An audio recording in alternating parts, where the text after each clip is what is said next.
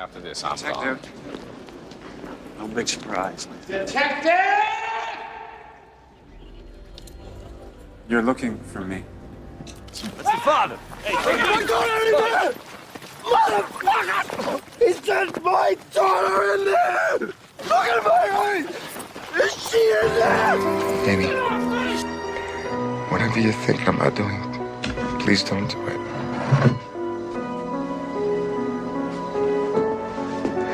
Danny, for God's Shh, darling. Trust me. God's sake. It's for the best. Danny, please!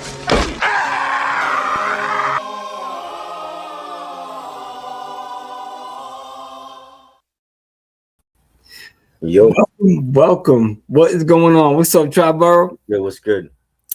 Nothing, man. Welcome to Raw Takes Unfiltered, where today we are going to be talking about 90s thrillers, movies that are forgotten because, as you see in the clip, we got some great thrillers out there, man. Some real crazy ones. 7, oh my God, that was Mystic River, Misery. That those were the joints. You know what I'm saying? But there's a lot that people don't watch. They don't know they even exist.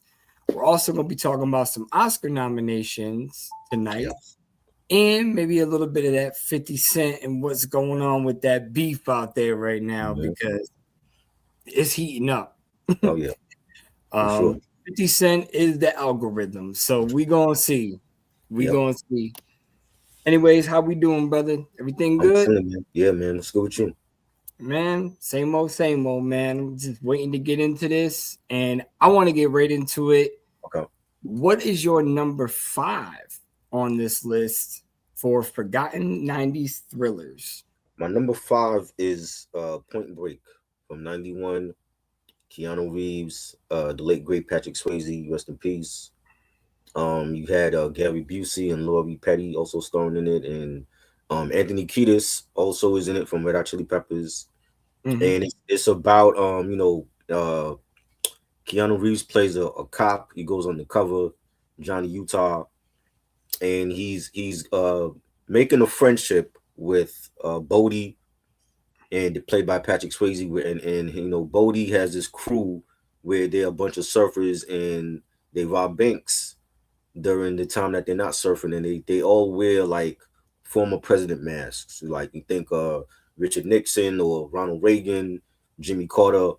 That was their mask, like when they were doing the heist, the bank robberies. And Johnny comes in as a new member, and he makes a friendship with Bodie and his crew, and they take him under his wing. And this was like one of my favorites, like as far as like Keanu Reeves movies growing up, and it reminded me so much of another film that we talked about in the past with In Too Deep with Omar Epps and LL Cool J, where when Omar Epps' character Jay he goes in and makes a friendship with LL Cool J. He played God and his crew, and then he kind of lost himself. He lost himself in his job and who he was as a person.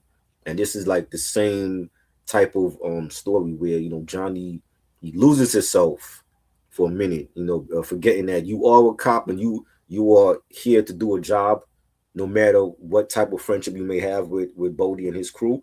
And then he also developed a love relationship with Laurie Petty's character in the film, because she was cool with Bodie and the crew as well. So the surfing, I've never been a surfer, but I always like watching it. And I like the surfing aspect, of the film, and it was a lot of action, and it's just like every time I see it, it's like this is like a summer blockbuster. For '91, this was like a summer blockbuster film, and if you want to check out like early Keanu Reeves, this is like one of his best underrated films in my opinion. Yeah, and I believe this was before Bill and Ted. This was after. This is after the first one. Maybe okay. All right. I'm thinking of Bogus because that's the first Bill and Ted I ever seen with Bogus Journey. I never even seen the original before. The second one, I think the second one was like around the same time, 91, 92. Yeah, he was heating up You know what I'm saying? But yeah, and I think that's the role that kind of got him like Speed and all those. To think that we could have had a Will Smith Matrix, that would have been crazy. But Will Smith turned down the role. Thank God for that. Right. Because I don't know. Salute to you, D-Ray. What's good? Okay. So mine is from 1992, and a lot of people don't even know this one, but it's One False Move. And it's co-written by Billy Bob Thornton, and he also directed it. So it's a crazy story. You know, they're in a hillbilly town, 3 friends, and you know, Billy Bob Thornton is like the sheriff, and he's just, you know what I'm saying, he's trying to bust it all down. But the ending, the plot, and the twist is just crazy. I don't even want to give, because if I give any element away, it's going to give away the surprise. But it's one of those at the end where you're just like, wait, what? And it kind of just messes you all up. Right. Yo, I can't either, man. I can't imagine a Matrix with Will Smith. I don't think there would have been the trilogy, and I don't think we didn't need the 4th. I'm sorry. Right. I didn't like that one. They're doing another one too. They're doing a part 5. Oh, yeah. I feel like they should have left it at the trilogy and just left it alone. Like right now, for me, that would be like, you know, Christopher Nolan making another Batman, trying to continue from Batman Rise. You know what I'm saying? Like Dark Knight Rises, just leave it alone. We don't need no more movies. We got enough confusion with Batman and all that as it is. Facts. Especially with James Gunn. I don't think he's gonna end up saving DC at all. No. If you want my honest opinion. You might have to do a stream about that. I feel like he's on the right path though, like doing it the right way. My issue with DC has always been them rebooting constantly Superman and Batman. They don't need to do that anymore. Yeah, I mean, there's so many others out there, but I just really feel if he takes it in a certain direction, like I really want old school Batman. You know what I mean? Like, give me the old gray and, you know, the gray and blue suit. You know what I'm saying? Like, I want something like that. You know what I mean? Like something original. Right. Everybody's always trying to change the storylines and change all this, and I would just rather see a comic or even see a Batman like continuation. Like, can't we do Beyond? That would be dope. But that was planned. I remember reading that. It was planned. Yeah. Like, I don't know if they're still going to do it, but I think that's in the works too, though. Yeah. I hope. Yeah, what's good? Number 4, what you got? Number 4, I got Double Jeopardy. This is with starring Ashley Judd and Tommy Lee Jones, and you know Ashley Judd plays a wife, you know, Libby Parsons. She ends up going to jail for she was framed, and she ends up going to jail for her husband's murder. She does time in prison.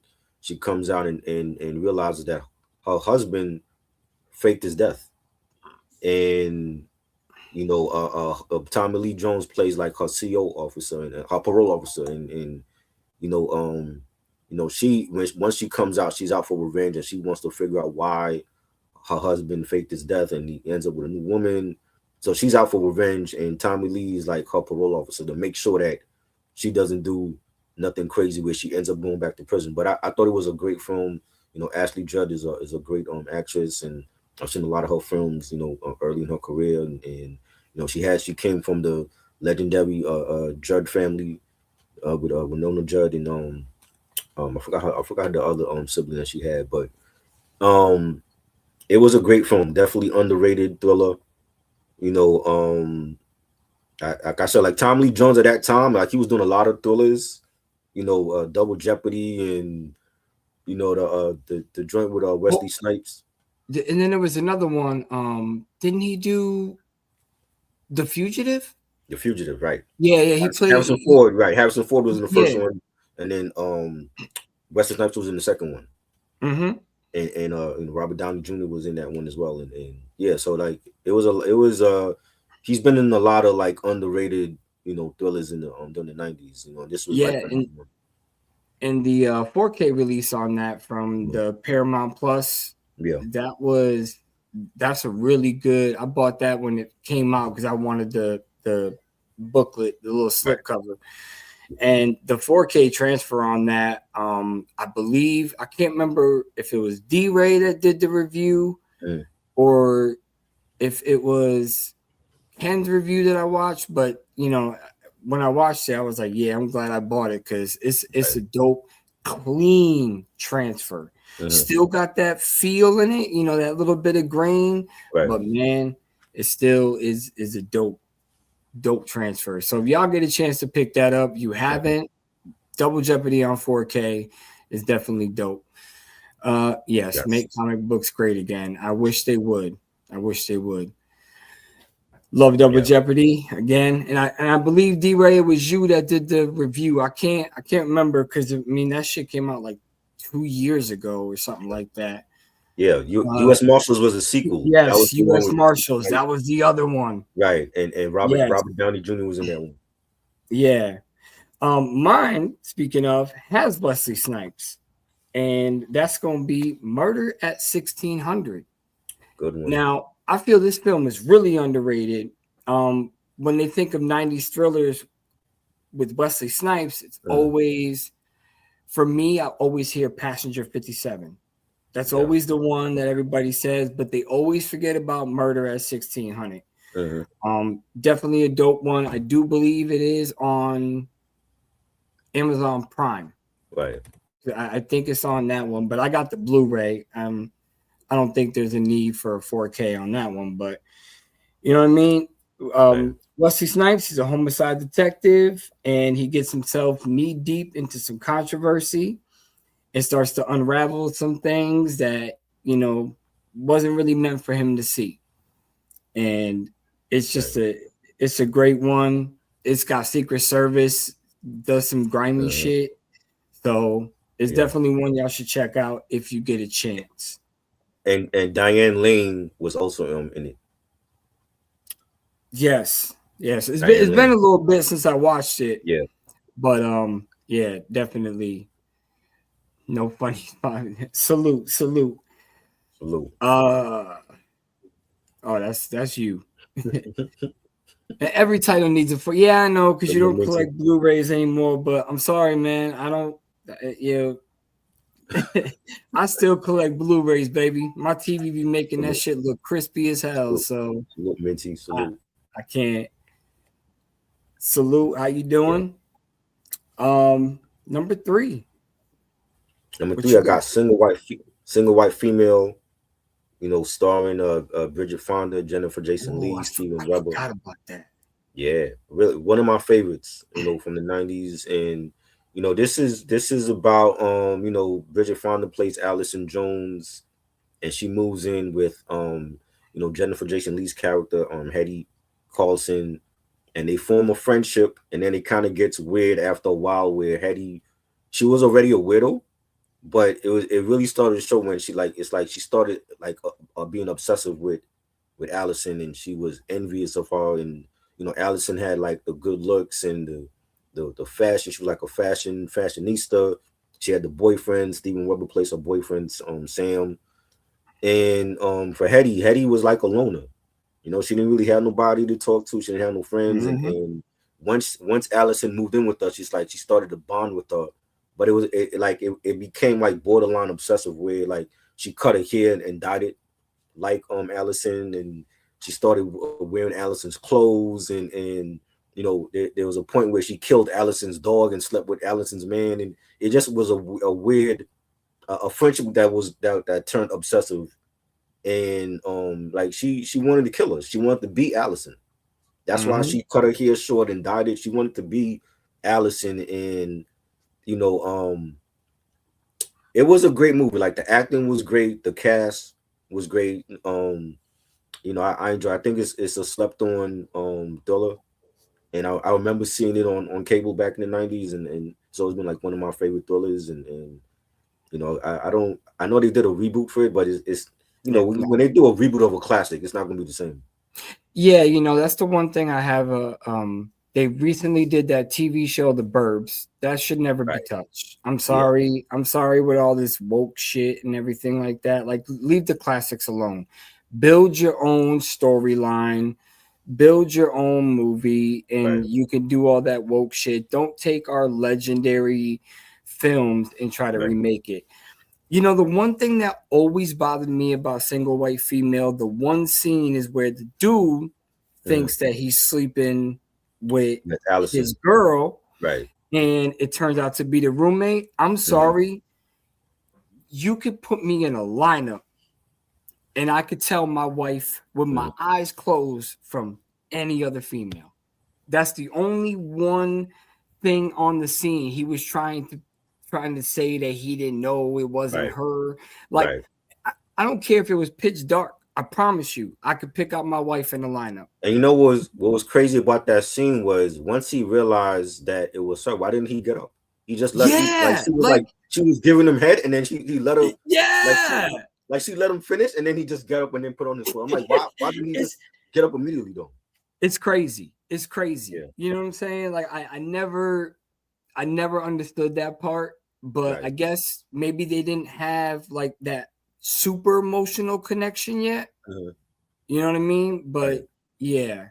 Y'all know what I mean? So appreciate it, man. You know, we like to dig deep over here and open up some new movies, but they old. The Roommate. I don't remember. I think that was the one with I think Minka Kelly was in that. I remember seeing The Roommate on DVD, but we watched it. My wife just walked by and she said, "We watched that." See, I saw it, but it wasn't memorable. It wasn't like it wasn't as good as Single White Female. He's saying it wasn't the collegiate version of that though. Oh, it was the white people version. Oh man, my wife be bugging, yo. She be bugging. That's crazy. Oh my god.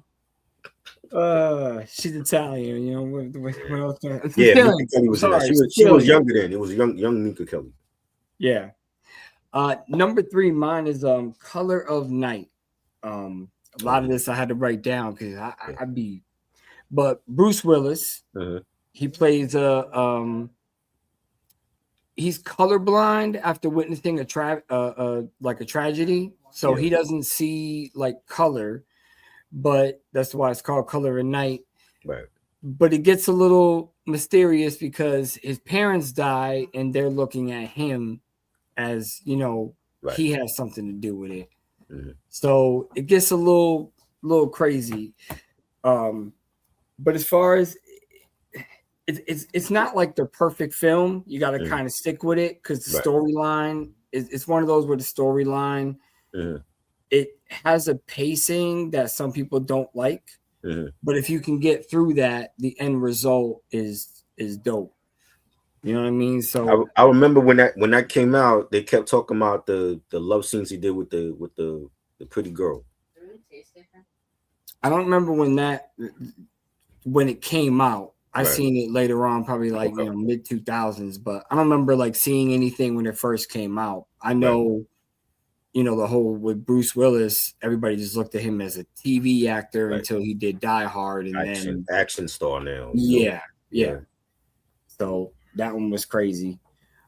What you got number 2? Number 2. Now this is a film that nobody, I don't think any, at least for our generation. In the hip hop culture, I don't think anybody looks at it as a thriller, but I'm gonna put it in there. It's Juice, Tupac, Shakur, rest in peace, Omar Epps, Khalil Cain, Jermaine Hopkins. I think this is definitely a thriller. It's a hood thriller. Yeah, about to say a hood thriller. We have to. It's a hood thriller, but like we know it's a hood film. But besides that, I think it deserves to be in this group of thrillers because it's a movie about, you know, how far will one person go to gain respect on the streets and from his peers? And you know, when we see Pac playing Bishop, he was dead bent on getting that respect from the streets and getting respect from his crew, even his own crew, you know. And when we talk about Rodderman was had his crew on the streets and they were punking him. And he was mad that, like, what kind of crew do I have? What Q is off being a DJ, and Steel is being Steel, and we got Raheem, and Raheem is like he don't want the smoke with Rodder Man and his crew on the street. So it's like it was like a more like of how far will Bishop go to get the juice? You know what I'm saying? So this is definitely a thriller. It definitely belongs in this conversation, and I think it was directed great by Ernest Dickerson. The soundtrack was a classic, and just being in New York at that time in the 90's, and what Bishop put them through, and these are like people that was his friends, that he considered his friends, but it's like he went crazy. He was obsessive with gaining that respect. You know what I'm saying? Because he came from a broken household himself. You know what I'm saying? And seeing how that one bodega robbery went down, and the aftermath of that, and him killing Raheem, and then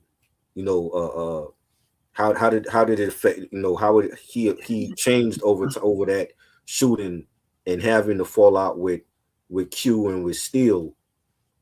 And I think he was, I don't want to say he was nuts, but he was obsessive with getting that respect from the streets, and that's what he wanted more than anything, more than even his own friends. Like he would kill his own friends to get that respect from his peers on the streets and Rodderman. So I think this is definitely a great thriller, a hood thriller, but still a great thriller that I don't hear people mention. They mention hood film and then that's it. But I think it's so much more than just a hood film.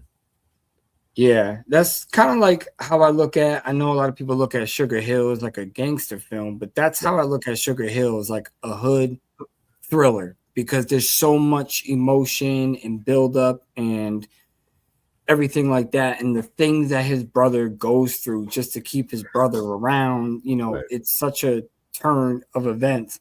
I don't know if you would know what this means, but before y'all ask, the answer is no. Me and Steel from Juice are not. You don't look like Steel, DSJ. I'm about to say, I'm looking at his profile pic. I'm like, I don't see Steel. He said I thought I was gonna say who's the man. No, that's not a hood thriller.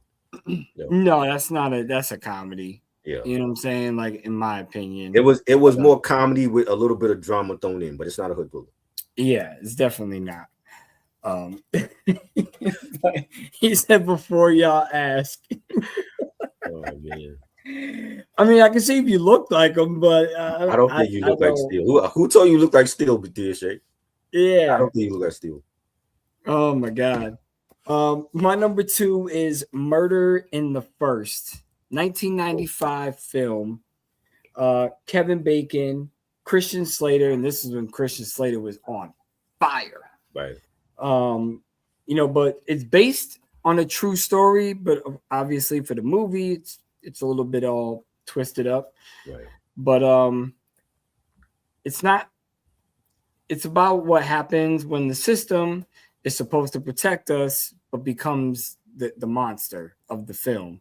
Right. And okay, I see what you're saying now. All right. Because I'm like, I'm looking at and I'm like, he don't look like Steel. What the hell is he talking about? Okay, last name Steel. I got you. Right. I got you. You know what? You got the juice now. Right. But a man is locked up in solitary confinement after years of failed escape attempts from Alcatraz.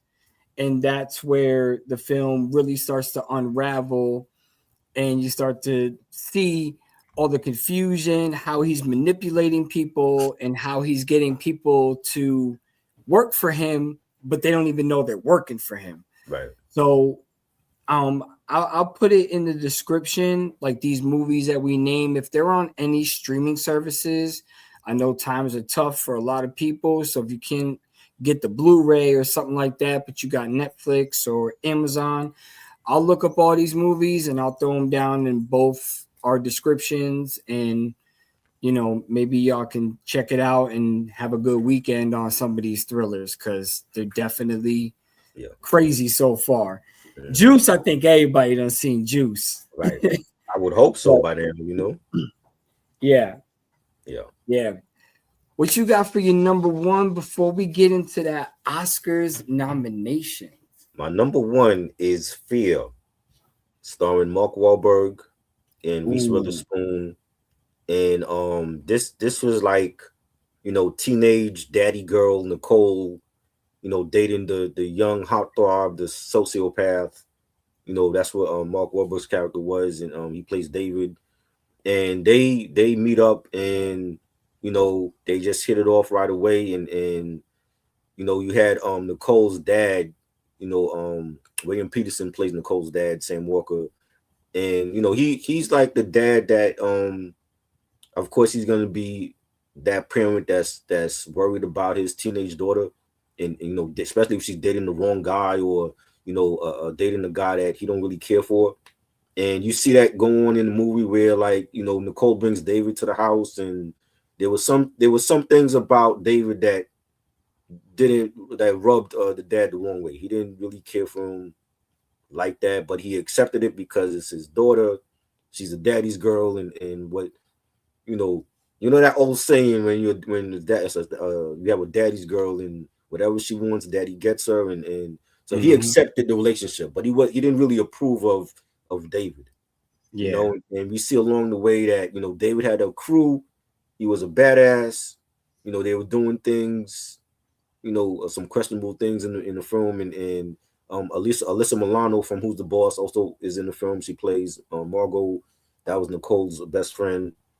And you know, they did some things to Margot in the film that wasn't cool. And you know, if you have Amy Brenneman that played well, she was married to Nicole's dad. I don't think she was Nicole's biological mom, though. She might be her stepmom. No, I think it was her stepmom. Right. And you know, she was basically like, you know, anytime that the dad had an issue with David, and Nicole was like, you know, running after him like a little lost puppy because she was in love with him already. And you know, Amy's character, she played Laura. Laura would basically like talk to the dad, and you know, and tell him, like, you know, she's a teenager, this is what teenagers do, and you know, she has a thing for him, just let it happen. So she would be like she would play the middleman in like the disagreement with Nicole and her dad, you know. And but you know, it's like a timeless movie because, you know, teenagers are going to go through that. They're going to meet somebody that they may like, that their parents may not approve of, and you know, you have to, as a parent, if you support who your kid dates, then you might have to go through that. You know what I'm saying? But it was a great film. But Mark Wahlberg played a sociopath in that film. It's one of his early films when he was just starting to act, and I always loved it. I think it was a great film, you know, in his filmography, and you know, coming off of, you know, him being a rapper and then going into acting. I think it was one of his great early films. Yeah, and I love that. Let me in the fucking house. I love that scene.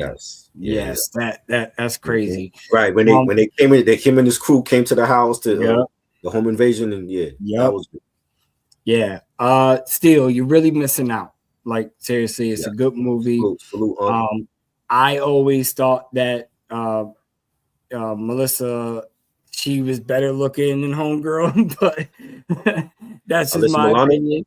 Yeah, I had a crush on her since. Oh yeah, definitely. Even back then, like, you look at the movie, like Reese was cute, but Alyssa Milano was cuter. Yeah, and you know, I remembered her from Who's the Boss right off the bat. So Samantha. You know what I'm saying? Yeah. What's going on? Oh, salute. Papoose. We're gonna get to that. We're gonna get into that in a few minutes. I think, you know, let me go ahead with my number one, and we'll get into that real quick. But for me, this is the role that I seen John Lithgow in that made me fall in love with him. That convinced me that no matter what role he was in, he could dominate. Especially that's the season of Dexter with John Lithgow is one of my favorite seasons. So, I've just always loved him, Third Rock from the Sun. I mean, all them shits is great, but Ricochet. Yes. Ricochet is just never mentioned in anybody's list that I ever hear. And it's a dope ass film. Again, I'm hoping I could find this, but Denzel Washington is in it. And then you got John Lithgow. So right there, that's two gold. That's two gold stars right there. And Ice-T was in it also. Yeah, but that was like early Ice-T. He wasn't like, he was still rapper Ice-T, just breaking into acting. Right. But he plays Nick Styles, Denzel Washington. I always love the name because Nick, you know what I'm saying?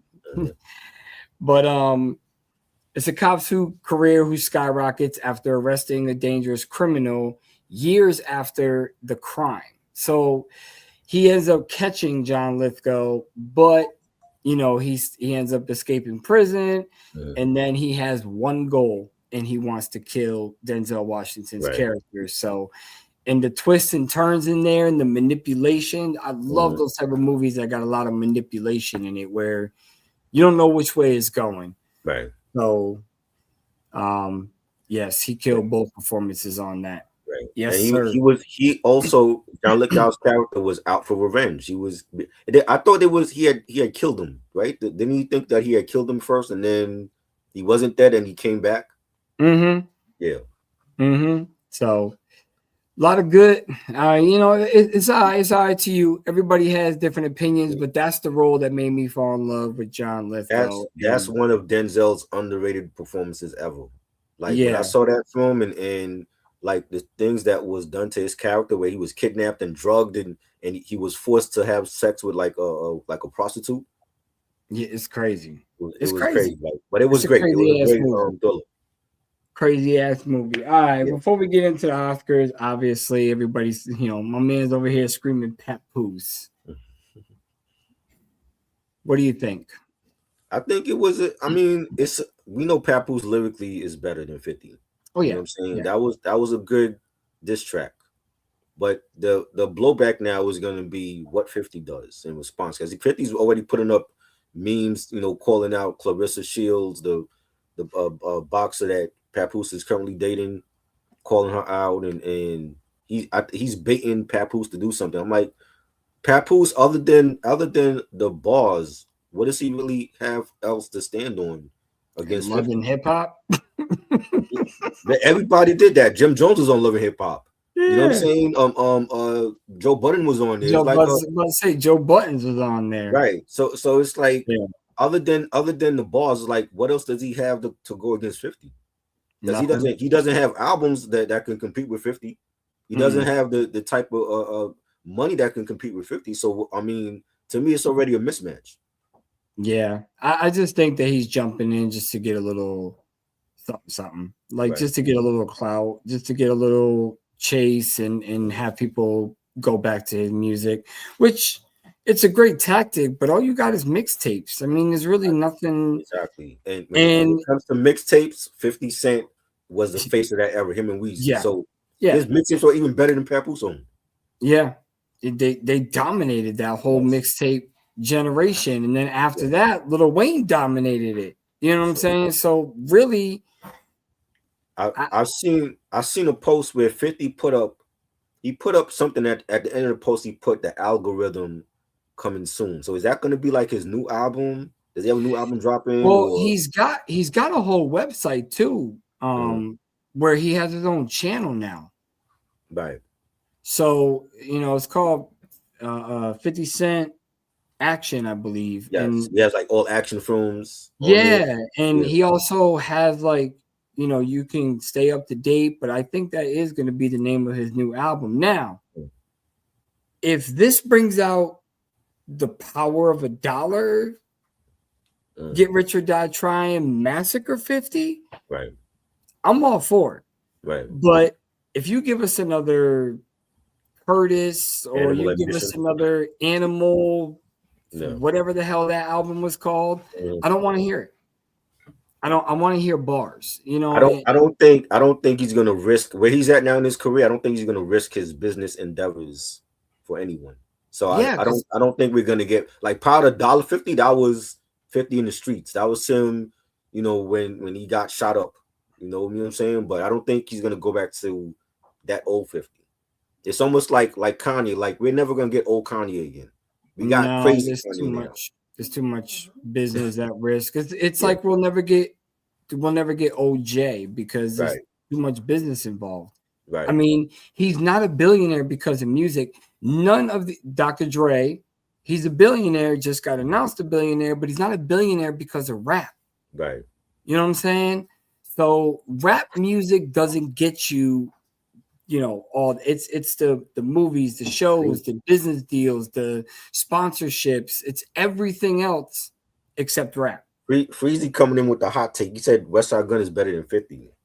Westside Gun has better production, but I don't think he's a better artist than 50. No, I gotta agree. You I'm think sorry. he's better than 50?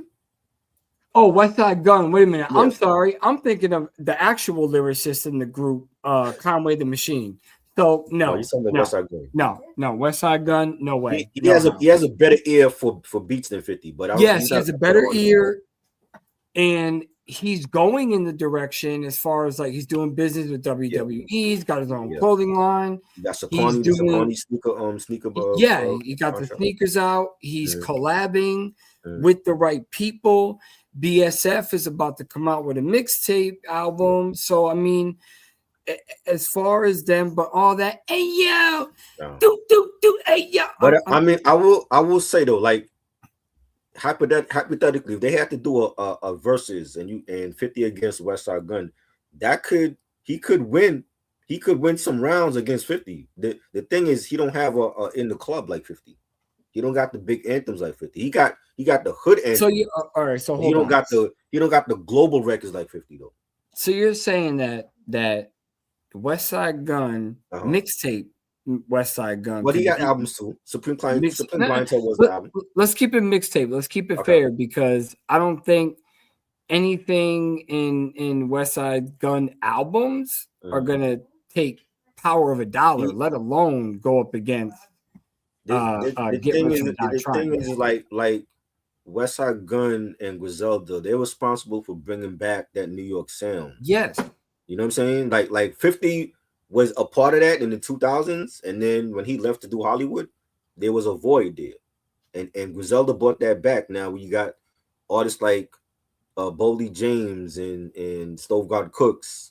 You know, Ransom has always been around, but he's making the best shit now. You know, and when you have like a whole like the whole Buffalo, like those Buffalo artists, you know, Shay Noor, like they brought them in. You know what I'm saying? So I do feel like if he had to battle 50, he would win some rounds against them, but he don't got the global hits like 50. It's a difference when you talk about street anthems and global. 50 got global hits that Westside Gun don't have yet. Yeah, I can agree with Steele on this. I mean, lyrically, what 50 was never like great lyrically. He knows how to make hit records. That's the thing. Yeah, like the MC, the best MC in that crew is Banks. Yeah, and I love Young Buck. Young Buck doesn't get enough respect either. Young Buck was fire. Nah, I can't agree with that. I like Young Buck first two albums on okay. Junior. I think those are like his best. Okay, I'll take Young Dro over Young Buck. What? Nah. What? You crazy. Young Dro from PSP over Young Buck. Okay, so you're telling me Young Dro don't got no. You're telling me that whack ass Young Buck, his album is better than Young Dro's album? Buck the World, those two albums alone is better than anything Young Dro got. Come on, man. Bonafide Hustler, go check that song out. Him and 50 Cent. Oh my God, they killed that joint. Yo, see, this is why I love the two of us, because I'm not gonna change. You're not. I can't stand Young Buck. I really can't. I hated him. I never liked his voice. He's another annoying dude. Like, he doesn't sound different from anybody. I mean, when you look at it, like, remember, Young Buck was a part of Juvenile's crew, and he left Juvenile's crew to sign with G Unit. and 50 really put him like made him known, like put him at the forefront on Beg for Mercy. Stunt 101. That was like his first introduction. I want to go back to this real quick because I don't agree with that. Shock value rappers have a shelf life. Well, I mean, as in who? Like who you talking about? Yeah, because that's too widespread. Like, this is one thing that I will agree with Nori and what they always say. Why do we always put a cap on rap? Why do we always rock and roll tours for 70 years? These dudes be 90 years old coming out with guitars and they can't even pick the strings anymore. Right. And we're still selling out stadiums. And to your point, that's true. But if you ask Billy Corgan from the Smashing Pumpkins, he feels like rap was the reason why rock is not a thing anymore. It's not huge anymore. He's blaming hip hop for that. But that's because 50 years later, rap is finally dominating. He has to remember also a lot of those rock groups from the 90s. What happened to them? They disbanded for either personal reasons or the lead member ended up dying. Kurt Cobain died. Eddie Van Halen is gone. You know what I'm saying? Even with the Smashing Pumpkins, there was a point when they broke up. So you got part of that is he got to blame. You got to take some blame for that also. And you know, at the end of the 90s, going into the 2000s, you had the rise of nu metal. You had Limp Bizkit. You had Korn, Linkin Park, P.O.D., Slipknot. So it was like that was rock. I mean, for me, that was my rock and roll. Like I didn't listen to a lot of the 80s rock bands. I knew of them, but I didn't listen to them. So my introduction to rock was Nirvana, you know, Stone Temple Pilots, Smashing Pumpkins, and then the nu metal stuff. You know what I'm saying? So, but I don't feel like you can blame hip hop for the downfall of rock and roll. You know what I'm saying? Like, and rock and roll is still a thing, and now it's just that a lot of the groups from back then are no longer around. You know what I'm saying? It's like you have more. I mean, Green Day is one of those groups that's still around and they still relevant from the 90s. Yeah. They still putting out numbers. They still touring, putting out great music.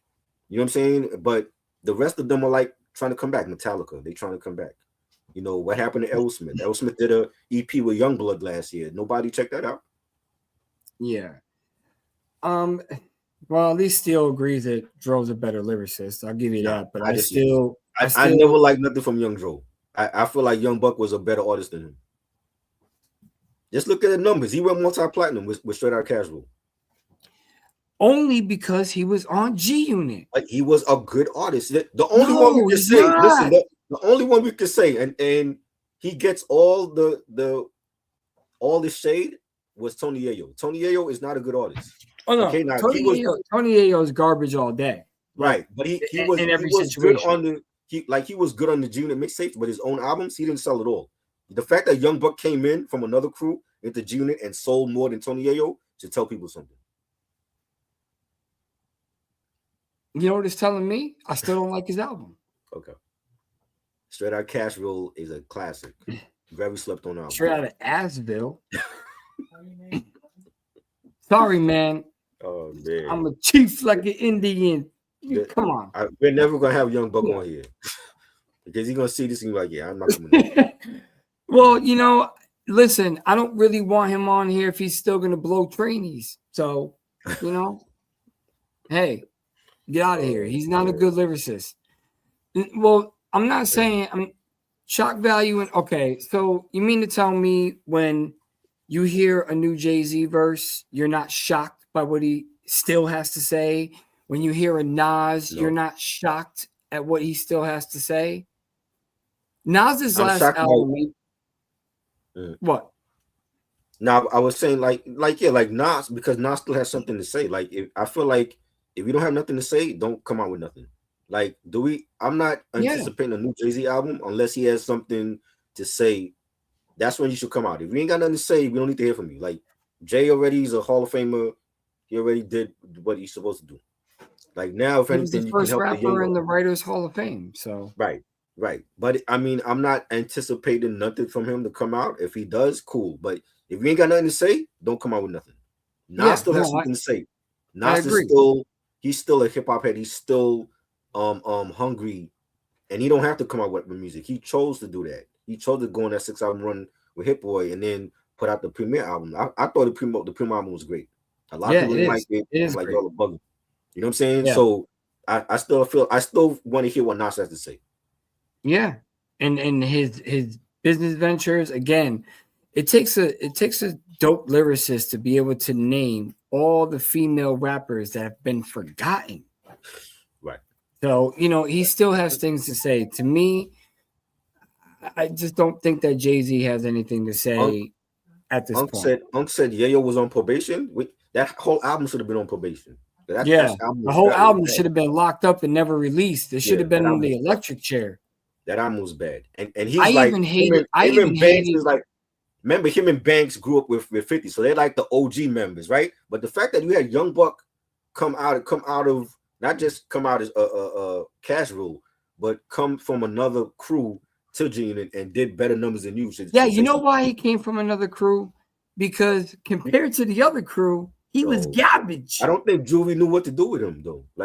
He was garbage. Juvie was like, okay, go over there with your blown transmission. Go over there and stay over there. Hey, look, if that's the case, then remember Rock Marcy at one point was with Flipmode Squad. So that means Busta Rhymes didn't know what to do with Rock Marcy. You know what I'm saying? And look at Rock Marcy now. Look at Rock Marcy now. Yeah, okay, but that's like, I don't know, man. That's like somebody saying that Freddie Gibbs isn't dope. Freddie Gibbs, you know what I'm saying? Like, I just can't. I'm not a fan. Put the link in the chat. We Unc wants to come on. You want to debate with us about this? When we put the link in the chat before, nobody wanted to come on. Now y'all want to come on. Oh yeah, okay. What are we really gonna debate about? I don't like Young Buck. It ain't gonna change. I'm not. To me, I feel like yes, Banks is the MC in that crew, but Young Buck was a dope artist though. He's heavily slept on. I just don't think he's that dope. He said Nas J should not even be mentioned. Should not even mention what? He shouldn't be mentioned when it comes to bars. I get that, but when it comes to hit records, he definitely has the legs to stand with Jay. When it comes to that, think so? Yeah. 50 has big records. Like we really got to sit here. We talked about this last night, so we really gonna sit here and act like Jay's the only one. I'm saying we can talk about it. I'm not saying like I want to do that on a whole nother. There are MCs, like I said, I don't know if he said it, who said it, I don't care, but there are a lot of MCs that can go with Jay, and it could be broken down in different categories. You know what I'm saying? But I'm talking about like hit record for hit record. 50 Cent got those. He could definitely stand in the ring with Jay. I don't think he can. You disagree? I disagree with that. He can give him a run for his money, but he's not beating Jay. I'm not saying he's going to beat him. I'm saying there's certain artists that can stand in the ring with and battle Jay. I think 50 Cent is one of them. He can do that. You know, but he wants the link. Don't put the link in. Don't put the link in? You don't want the link? I thought I did. I guess it didn't. He go said y'all would lose. Put the link in, bro. I want to hear what he has to say. Put the link in the chat. What are we gonna lose on? But I'm curious to hear what's his argument though. What? Is it Young Buck? Is it for Young Buck or is it for Yayo? Hold on. You know what? I'm tired of this.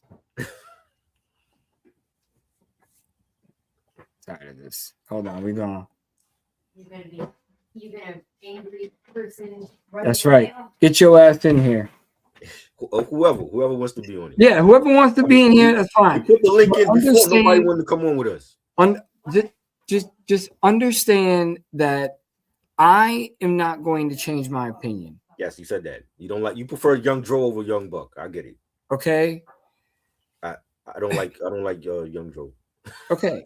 And Triborough. Put the link in here, but let's go. Triborough is not going to change his mind. We are not here for popular. I just want to hear what he has to say, or whoever wants to come on and they got something to say. Hey, y'all are welcome. I mean, debate it all day. That's what we hear. You're talking about because I don't like Young Buck. I enjoyed Young Dro's album better than Young Buck's. And where's Young Dro at now? Where's he at? Doesn't. Where's Young Buck at? Well, Young Buck is still putting out music. Without He is because he's garbage. I haven't heard it. He's still putting out music. Okay, I haven't heard it. I've seen videos on his YouTube channel. He's still putting out stuff. Oh, on his YouTube channel? Yes. All right. Well, I still think, and I would have him up as a guest. That's fine. Like he has like not when he see what you have to say about him. He ain't gonna want to be on here. Look, listen. He only sold because he was on G Unit. That's not true. He sold because he was talented. True. He had hit records. All right. Because if that was the case, why didn't Yayo? Here's a hot take. I put him in the same category as Drama. DJ Drama? No. Drama who? Drama. Live, right, live. Get out of here. I don't even know what. If that was the case, then Tony Yayo would have went multi-platinum with his album, and he didn't. so it's not all about whoever's in G. Olivia was in G Unit at one point. They kicked Olivia out of G Unit. I like lyricism, and I also like a certain sound. And to me, when I put in Young Dro, I have fun. He's lyrical. When I put in Young Buck, he's corny to me. I just don't. But look at who they've signed that was a part of G Unit that didn't sell. They had Kid. They had a dude named Maserati. They had Olivia. Olivia went to Love and Hip Hop because she couldn't sell. And they still kept Tony Yayo, and he didn't sell.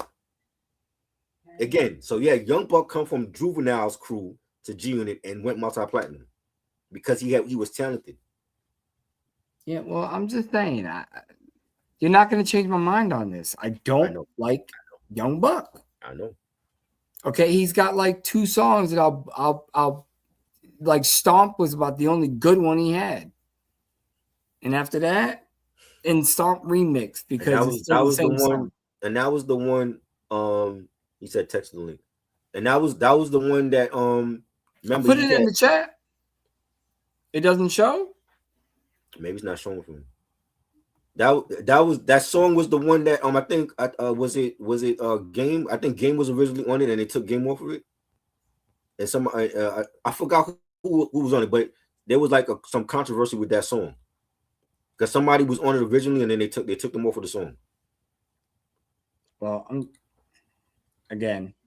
yeah, you can go right on. I'm looking at it right now. You can hop right on it. It's in blue. I don't want to click it because then it's going to put me in double, but you texting them? Okay. Yeah. He said no. That's weird. Well, it's right there. I just sent you the link. I just sent you the link. I don't. Listen, it's not gonna convince me any different. I wanted. He probably gonna debate with me. That's what he does. So I want to hear what he has to say because he's saying that 50 Cent is washed. I'm like, Westside Gunn is not washing 50. Like, okay. Again, mixtape wise, no, Westside Gunn is not touching Fifth. I'm sorry, Fifth dominated. I feel like he could win some rounds against 50, but yes, anybody can win rounds against anybody in any category. There's at least 1 or 2 fans that will, or 1 or 2 songs that will sway it that way. Right. But no, anything else? No. The thing is, though, when it comes to the big global hits, Griselda don't got that. Like Westside don't have that. Conway, Benny don't have that. They don't got global hits. They got street anthems, but they ain't got global hits like 50. Yeah, so because that's where those are the rounds that 50 would win. Yeah. Yeah, I agree. You know what I'm saying? Because it's still about hit records with verses, like, you know what I'm saying? Yeah, so, unfortunately, it used to be about a celebration, and I kind of miss. It's the fans that made it into a battle. It's not Now, a battle. It right, shouldn't if- be a battle. It should be a celebration. If they made it like that, if you took out all the hits and it was just like bangers, then I think West Side Gun would beat him because he got that. He got that on his mixtapes on his albums.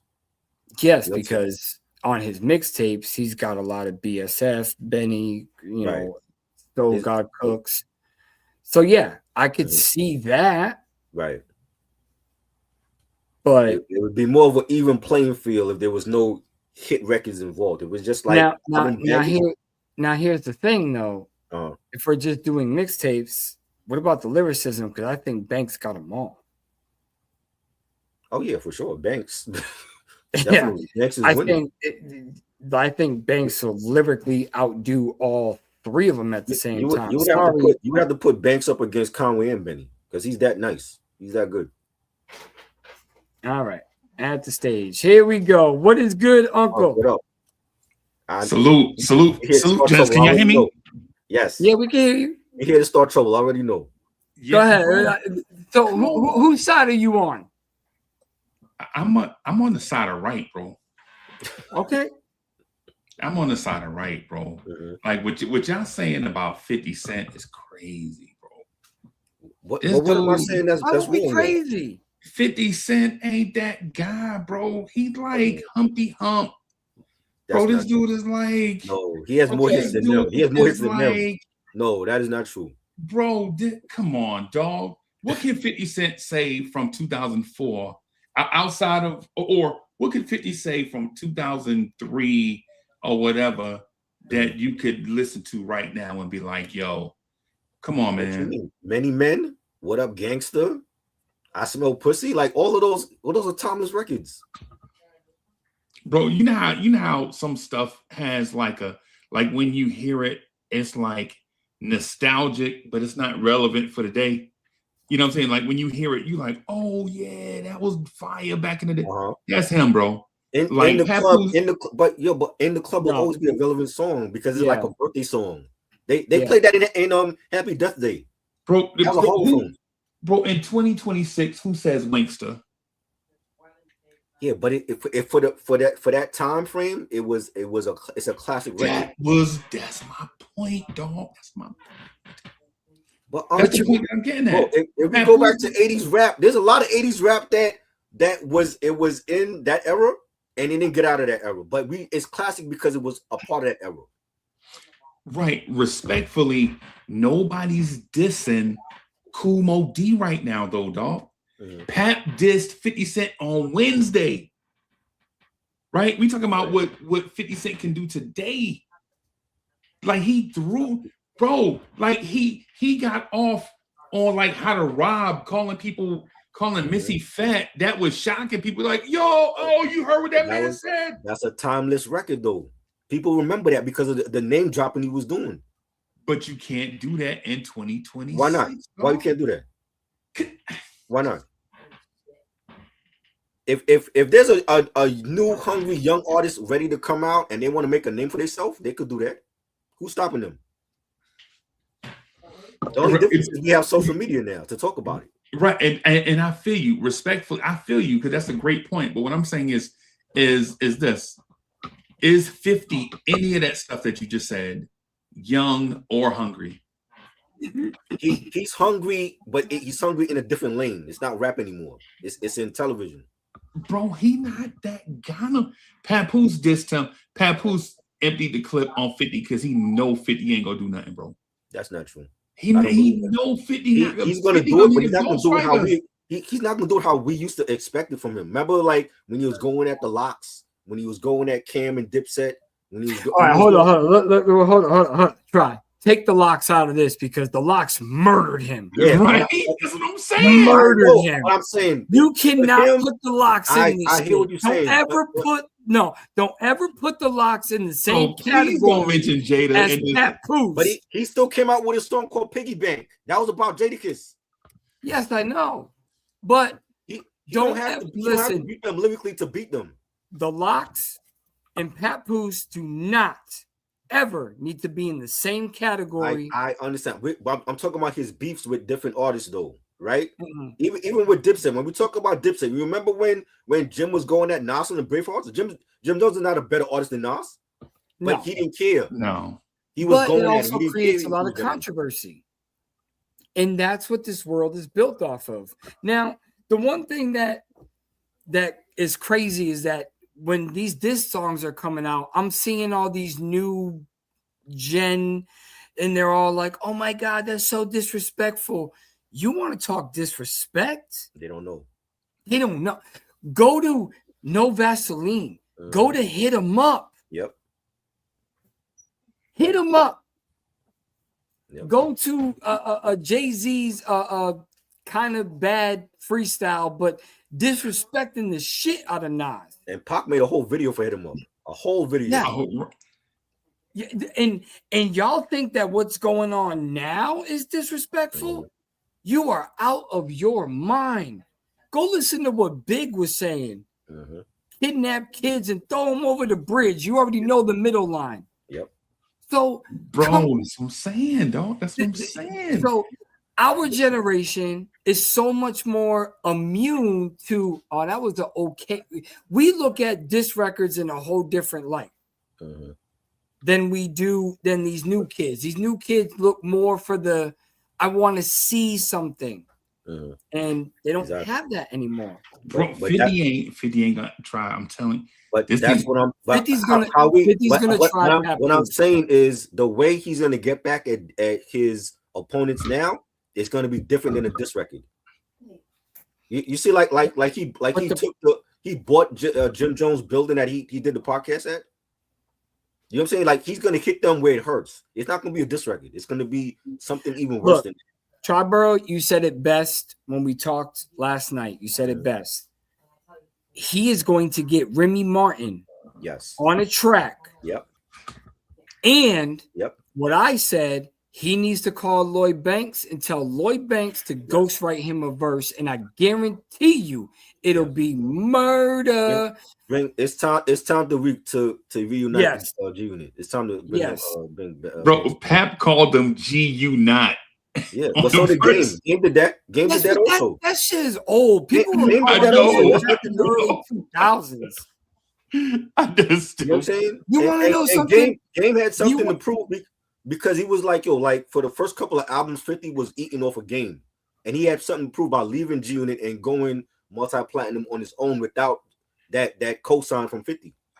You jumping in at the right time, Ray. You jumping in at the right time. Listen, you want to know who else Ray, besides Ray, the you Rock? got to get up here and save your guys, bro. They struggling, bro. We don't save you. You need to be saved because if we are talking hits, 50 got it. Will wash a lot of people out of here. I feel you. I feel you. No disrespect. 50-year-old women know in the club. Exactly. There's people that are not rap fans, that are casual rap fans that know that record. I feel you, man, but no disrespect. But y'all sound like y'all old as hell, bro. Like nobody cares about the mixtape greatest. I am old as hell, and I'm even glad. Without the mixtape, but even without the mixtapes, he got hit records on his albums. He got hit records. He got features. He got remixes. And again, he dominated the mixtape scene. Yeah,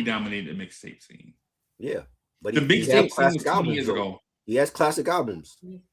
That was 20 years ago. I feel you. He dominated that. He is right. I mean, Fifth has not had a hit album. 2 decades, bro. Yeah, okay. Yeah. But he did what he needed to do. He got his classic albums. He got his big hits. That reminds me. Every time I think about that, Lil Wayne. What's the last Lil Wayne classic album? I'll wait. Carter 3. That was 20 years ago. No, but nobody's dissing Lil Wayne though, dog. Lil Wayne not trolling nobody like he's still the GOAT, bro. No. Lil Wayne is this generation. This generation puts Lil Wayne still up there. I'm like, Lil Wayne ain't been the same in 20 years. They still talking about shit from Carter 3. That was 18 years ago. I feel you. But Lil Wayne ain't calling people out, stirring stuff up, trolling, bro. I hear you. But like I said, 50 is gonna win. He's not gonna win the way we think he's gonna win. He's not gonna win with diss records. He's gonna put them in the pocket. I'll tell you this, bro. And this makes sense in my mind, and maybe it doesn't make sense anywhere else. If 50 Cent from Jamaica, Queens comes out and flexes on these dudes as a billionaire and not as a rapper, that's how he's gonna win. My thinking is that the whole rap game gonna flip on 50. See, because the rap game doesn't start off at billionaires and come to the people. You start out in the mud and you grind your way up to be a billionaire. And if you just come out flexing like, oh, I don't have to do, I'm rich. Hey man, me and others just gonna flip on this dude, bro. Because hip hop is about being hungry, so bro. You would flip on 50 Cent before Drake, right? And after what Drake did and taking shit. Okay, let's not involve Drake in his ghost right now. Yo, stop with the Drake shit. Drake is a great entertainer. He is not a rapper. Again, go to any random song and look up who wrote it. You got 6 to 7 to 10 names on one song. He is not a writer. He is not a lyricist. He is an entertainer. The Weeknd smokes him when it comes to writing. I think to say that we would lose respect with 50 Cent compared to what Drake has done is crazy though. And Luna, let me correct you on this. Lil Wayne did not steal the mixtape era from 50. 50 stopped doing mixtapes and Lil Wayne took it over. But he did not, by any means necessary, steal the mixtape scene. They on the Mount Rushmore for the mixtape era, both of them. Yeah, and the mixtape era had a lot of stuff going on with it too. So it was like a lot of Ray. Right. Yeah, I'm just talking about the respect factor. I'm not talking about him being an MC. We know he's not that. I'm talking he don't about even have my respect. Well, that's what I'm talking about. Like if you would lose respect with 50 compared to what Drake has done. That's what I'm talking about. Yes. No. I wouldn't lose respect for 50 only because from the grind to now, and that is, and he's not a billionaire. Let's make this clear, but he has TV shows that everybody loves. Right. He has been in movies that everybody loves. He has done songs that people still play at their weddings. Right. Nobody's putting on Papoose at their wedding. That's what I'm talking about. What does Pap have to, other than the bars? What is he gonna go at 50 with? Bro, that's where the conversation gets twisted because it's supposed to be all about the bars. Right. That's what it's supposed to be about. Okay, so if it's about the bars right now, then bars wise, he needs to call Lloyd Banks. That's the point that I'm getting at. 50 is not going to bar anybody up, bro. And he's not. Lloyd Banks isn't going to do that because Papoose actually gave him props in that diss, saying that Banks was the only one in his whole crew that was lyrical. Right. Which I disagree because the game, people sleep on the game. Game was dope. My only issue with the game was the name dropping. That was annoying after a while. Yeah. It does get annoying.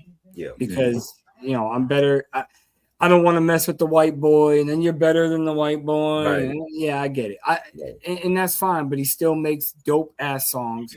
He still makes dope albums, and his catalog is strong. Yes, I agree. Game's catalog is extremely strong, and still does it to this day. Yeah. And no disrespect, man. The 50, I just have him in a place with Ja Rule. That's the way I'm viewing it. Ja was a big star. He had hit records. Yeah. I'm not saying he was bad, bro. I'm not saying he was bad. But I mean, but the way you say this, like you're throwing him in. Oh, he's in the group with Ja Rule. Like, what does that mean?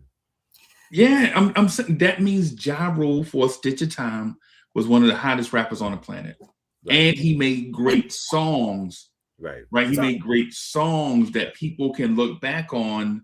Him, Nelly, 50. There's like these guys. They were Luda. Like there was a stitch of time where these dudes were like the hottest thing on the radio.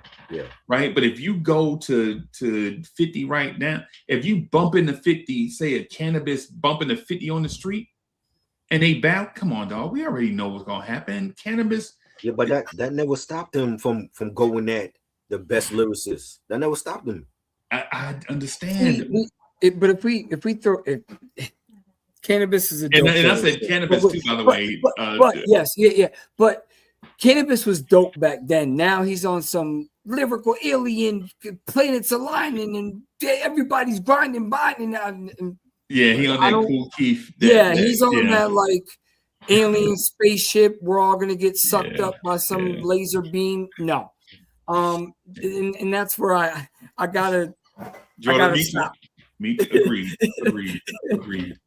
You know what I'm saying? But listen, Ray, I can agree with you. Pap's got bars, but that's all he's got. Yes. He does not have one hit that he can play in the club. That's like saying Jay Mills would be 50. He's not going to get 50. He's not going to bait 50 into a battle because 50 not doing that no more. Right. You know, so if anything, this benefits Papoose to get eyes on Papoose and who he is, but he's not going to 50 not going back and forth with him. No, that's the thing. He's not going to. The only thing he can do is what you said. Try. He's got to try to get Remy Martin on, and he needs to get Lloyd Banks to secretly ghostwrite for him. And Lloyd Banks needs to be 50, not Lloyd Banks. If we get Remy, then it becomes personal, and that's what 50 love. He loves that, making things personal. Now, will Remy Martin do it? I think she'll do it. I think she would too. For money, if you bread, she'll do it. Yes, if you break bread in there, you know what I'm saying? Yeah, she'll do it. Then it's all done. But that's the point that I was getting at, y'all. When I said shock value, like this dude is not gonna spit balls to beat Papoose. He built his name on shocking the audience by what he said or did. Right. But that's how every rapper built their name. I get like KRS got a name for dissing the Juice Crew, right? But after that, he built his name on being a lyricist and creating his own niche. Right. Salt and Pepper did the same thing. This Dougie Fresh, and then built something to 50 Cent though. 50, this is what he lives on, bro. It's a gimmick. What he does is a gimmick. Like y'all already knew what his gimmick was going to be before he even did it. It's Ray, I gotta agree with you. He said Remy in the studio right now. Right now, she's shopping too. Right now. Yep. You know, it just gets to a point where I kind of have to agree with Unc. I don't think the shock value will be there. Again, in this generation, visibly, 50's got him because 50 has the internet. 50 has the poll. He's got the Instagram. So I think visually for the newer generation, 50's gonna win. Right. For us old heads, Papoose is gonna win. Papoose is gonna kill him. Right. That's why I said he has to hire Lloyd Banks to ghostwrite for him, and Banks has to step in 50's shoes and rap like he's 50. Because the second he says a clever bar or a metaphor or a triple entendre, we're gonna know that Lloyd Banks ghostwrote it for him. Right. Yeah. That's what I'm saying, Try. That's why the whole 50 thing. When y'all were talking about Nas and Jay-Z and 50, I was like, no, I was saying 50 can get in the ring with Jay because he has hit records like Jay. You might not defeat him, but he can definitely stand in the ring with Jay. You was telling me that he's washed and West Side Gun would beat him. I'm like, what? Because the thing about West Side Gun, right? The reason why I said that specifically is not because I feel like he is he's a bar supreme. What it is cats like West Side Gun are insulated. You go, because the thing is with a West Side Gun, right? West Side Gun, you go get 50, you go get your crew. Guess what West Side Gun can do? Go get his crew. Conway, Benny. Right? You go get your best production. Guess what West Side Gun can do? Right. Same thing. And while when you listen to West Side Gun lyrically, you like, this is like listening to Old Dirty Bastard. right? Except now, right? But at the same time, you know West Side Gun is gimmicky. 50 Cent is gimmicky, but just different. He's predictably gimmicky. You know he probably gonna, wherever you have the venue, he's just gonna walk out there with the lease to it. Yo, I just bought the Barclays Center. You know, so something ridiculous. You know what I'm saying? You already know he's gonna do something crazy like that. That's what he is. Right. But what does he do in the booth? No, I'm gonna drop stuff. He makes it records. That's what he could do. He can make it records. You know what I'm saying? West Side Gun, can he make hit records like 50? I don't. He can make street anthems, but hit records, I don't know. No. Records. And 50 got a catalog. 50 got a cat because there was a stitch of time where the world needed a 50 Cent. The world don't need 50 Cent on a microphone. Right? No, they need 50 Cent, the TV producer. Exactly. Yeah, he's making great television, and I will give it that. But this all started because T.I. called him out, right? And he doesn't stand a chance. And then you don't stand a chance against T.I.? No. I'm saying T.I. does not have a chance. He might get a couple of rounds, right? But 50 in hits, come on, he ain't got a chance. Wait a minute. Oh wait, are y'all saying T.I. is? Y'all saying 50 Cent is a better rapper than T.I.? No, or y'all saying he made or once upon a time he made more great music than T.I. Because you have to understand when Dipset and the Lox went at it on Versus, right? That was all street. And that is why the Lox killed Dipset. Dipset didn't have the two guys that were really making the prominent street anthems for them, and that was Hell Rail and J.R. Ryder at the time. Both of them were not there. I don't even think they needed them. I felt like I had picked Dipset to win that anyway. I feel like Dipset had better music. They didn't take the Lock seriously. They didn't take Jadakiss seriously. That's what happened. And their selection wasn't good. And personally, I had to, because now Versus is basically just about the hits. I had Dipset all day. I had Dipset beating them, Yeah, I had Dipset all day. And then out come the Lox. They were locked, ready, loaded, and shotgun blast. Yeah. So they were hungry. You know, T.I., yes, and I agree. T.I. isn't winning. He's gonna get it's gonna come close. He's gonna get a couple rounds on him, Yes. But it depends on the crowd that night. If the crowd is prominently street like it was at Dipset and Lox, T.I. might get it. T.I. got a lot of street bangers. T.I. got a lot of music, y'all. Yes, that's what I'm saying. A lot of music. But if the crowd is more of that in the club, like I want to bounce because I love 50 for that, T.I. don't stand a chance. If it's a street crowd, T.I.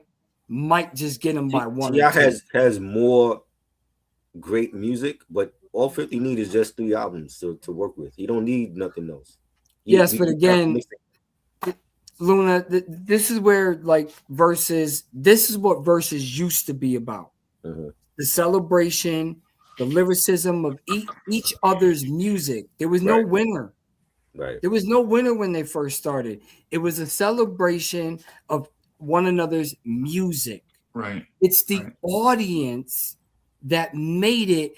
This guy won. This guy won. This girl won. This girl won. And that's what it turned into. So now when you talk about a versus debate, it's not the same. It's all about the hits. Right. And it sucks because it should be a celebration. Because realistically, Gucci Mane shouldn't even have came close to Jeezy. But he did. Yeah. You know what I'm saying? Because if it's Jeezy got 10 times the hits that Gucci Mane has. But Gucci got the streets. So, unfortunately, this is what Versus is about now. Right. And I hate it. I hate it. You know what I mean? I wish it was different. I wish it would go back to being a celebration, but it never will. The audience is not going to let that happen. They want to feel engaged instead of just having a good time. Right. Some of those artists came out with low energy though, like the Jill Scott, Erica Badu joint. Remember that? Well, that was during the pandemic though.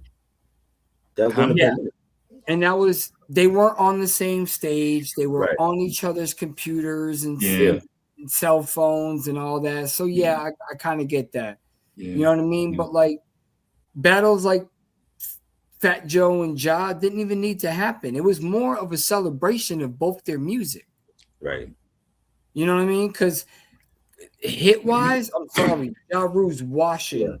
Yeah. Fat Joe, too, he picked the wrong songs to play. Yeah, that too. You know, so if it's all about, you know, street anthems or hits, it just all depends. Right. I think if it's street anthems and you take away all the G Unit stuff and it's just strictly 50, T.I. might beat him down. T.I. got the streets, man. He got the bangers. Yeah. And remember, our mind is mentally drilled. If you played Need for Speed 2, Money Road, cars, and the 24s was just in our head constantly. Yeah. That was the one track you wanted to play all the time in Need for Speed. Need for Speed Underground. Yeah. That was the one. You had to have that one song on just rolling through. Facts. You know? So that's why 50. That's why I'm telling. That's what I'm saying. The thing about 50, like, if we talking about just Wayne Newton does Vegas, like 50 Cent just redoing the hits, then 50 might win. Yo, disrespecting 50 Cent by even saying that. He is not Wayne Newton. Wayne Newton got hits. But I'm not calling him Wayne Newton. He's his own artist. He had his hits. He's a legend as far as I'm concerned, and he moved away from music and went into television the same way that Will Smith did. And nobody gives Will Smith grief for that. But Will Smith is not trolling people on the internet, dog. But he was for a second. Will Smith is the one getting trolled for what he did at the Oscars a couple years ago. And he slapped it. Yeah, well, you know. Yeah. Now he wants to do a big apology and let the world see it. Like, come on. Nah, because if you listen to his last album, it wasn't great. He went back at him, basically telling him, "I'll do it again." Right. So again, everybody has their trolling, everybody has their, and then when it comes to trolling, I'm sorry, 50 Cent is the king. Like I said, nowadays it's all about the visuals. It's not about the music. Back in the days, you have to remember, we had radio. Right. We didn't have all this streaming shit. So when Hot 97 or, you know, whatever popular radio show, because Hot 97 was ours, right? If they played Jay-Z's diss, you heard it on the radio before it came out on a mixtape. Or if Flex was like, yo, I got that exclusive, 5 o'clock, everybody was tuned in. Right. 5 o'clock, what do you got that's dissing who? Right. We don't have that anymore. Right. We'll never get the feeling ever again of having the excitement of spending the only $20 that you had to buy a CD, open that CD, pop it in, and let it play. Right. We have too much music. We have too much access. And the second you're like, oh, I don't like that first verse, I'm skipping it. You didn't do that when you had CDs. You couldn't do that when you had a cassette tape, because what would happen? The tape pop. Right. Keep fast forward and rewinding that tape. Watch what's going to happen. So you were forced to at least listen once or twice before making that decision. And when I bought Young Buck's album, I threw it out the window along with fucking 3 6 Mafia shit. I picked it up. How did you? I thought it was. I was like, yo, look, they give their first CDs, bro. No. I liked not 3 6 Mafia. My bad. The Murderers, the Murder Inc. You didn't like that compilation? Yeah. That was fire. No, it was not. You didn't like that? Wow, I loved it. I thought. Hey, can I ask y'all a question? Just DMX was on that album. What's up? So one of my coworkers told me, I put in our little team chat. I work in sales, right? So we have like a Microsoft Teams thing open all day. So I sent a thing like, yo, I really miss old school WKIS Kiss FM, right? Like my man jumped in and said Hot 97 was better than WBLS and Kiss put together. Right? And talking in terms of how music was played, when music came out, and the guests. Said when Jay-Z was on Hot 97, it was an iconic radio moment. Yep. Nas dissing somebody was, I think he dissed, who he dissed? Nori? Nori, yeah. Nas dissed Nori. Oh, no, he dissed Nori, Cam. Like, he went in. Yeah. So he was saying that those were iconic radio moments. Right. And back in the day, Kiss and WBLS, it was like all buddy-buddy. Either you was team Juice Crew or you was team everybody else. Right. And it's like, you know, you had to like choose a side. Like you had to, either you was them or, but Hot 97 didn't care. Hot 97 only cared about who was hot. Because if you was whack, they wouldn't play you, period. Right.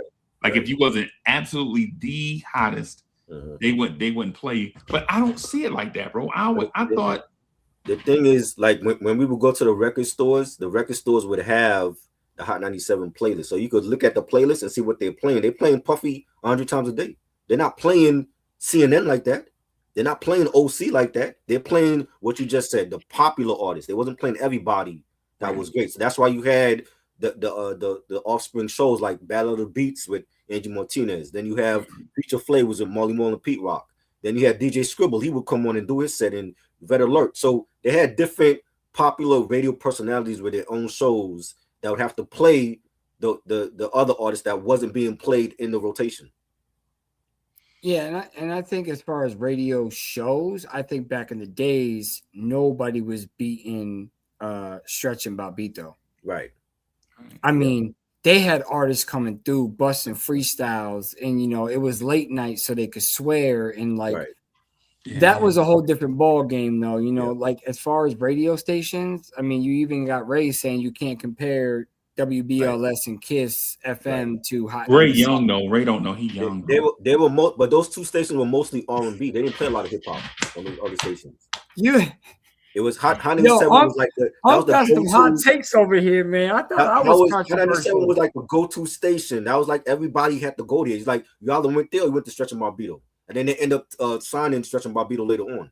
Right. Yeah, but then the show wasn't the same. Yeah, it wasn't the same, right? Yeah.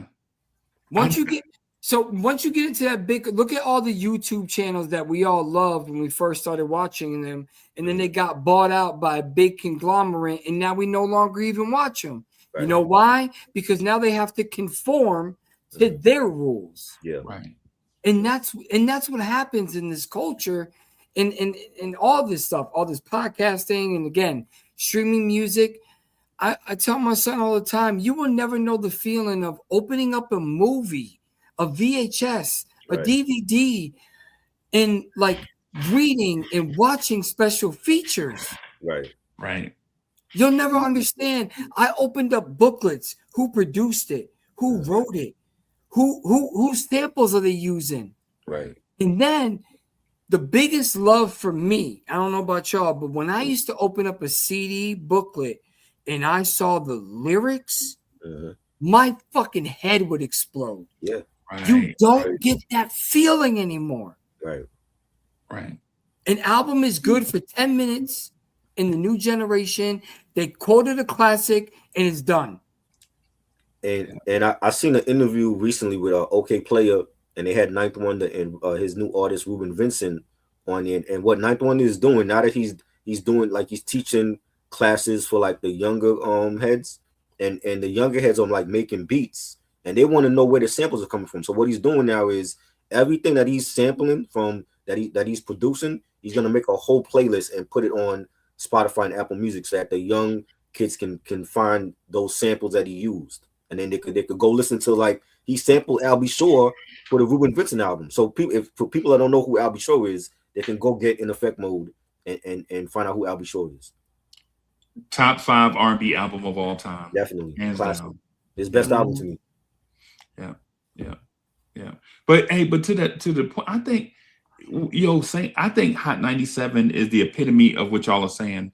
Like, I think Hot 97 was at the forefront of super corporate, a lot of money, A lot of money put into Hot 97, whereas WBLS was a station created by Roberta Flack. They lived on the edge of a penny, you know what I'm saying, for a lot of years before they got to the 80s. Right. And WB and Kiss FM, we all know that was like the radio station born out of like the freestyle era, like that freestyle Shannon and Lisa and Cult Jam, and then eventually they got the hip hop, and then it was like you know, Cool DJ Red Alert and others coming through to. But I think WBLS is a godfather. I don't know if you can compare it to anybody else, bro. You can't, because they were playing. If you wanted to hear true soul music, R&B, it was WBLS and Kiss FM at that time. Yeah. And Hot 97 was like the hip hop station we all would go to. Yeah.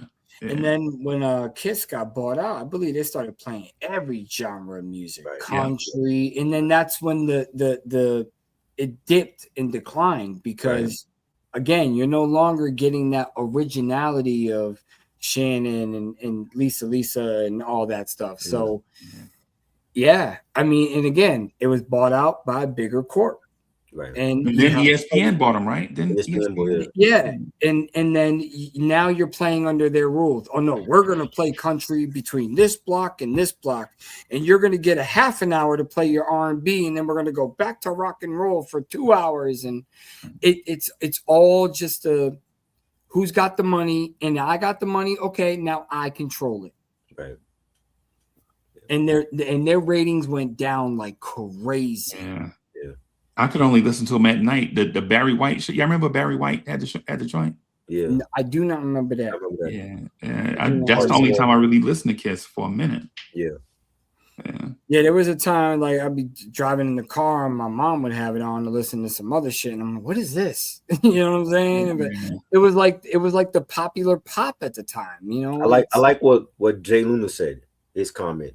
He said, "I love the thank you list and lyrics and CD booklets." And which album was coming out. That was a thing. Like when you look at the Rockefeller releases, they would tell you Memphis Bleak album coming out, Emil coming out, Rel, we never got that. But they had a schedule. Same with Rough Riders and Murder Inc. And that was, we look forward to the release schedules. We don't even have that no more. People drop surprise albums. Yeah, and there's no, like, again, the clips did it so well. The anticipation, the build-up, the release of the tracks at the right time. Like, their rollout was incredible. And look at the outcome. Yes. So I don't know why more people don't want to do that. Like I said, I discovered Conway's album when it came out because I follow Conway. Right. You know what I'm saying? So, but if I didn't follow him, I wouldn't have known for weeks later. Right. I wouldn't have known about Alfredo 2 because there was no promotion for it. See, you know what I'm saying? Alchemist does everything on his own, so he's like self-promoting what he has coming.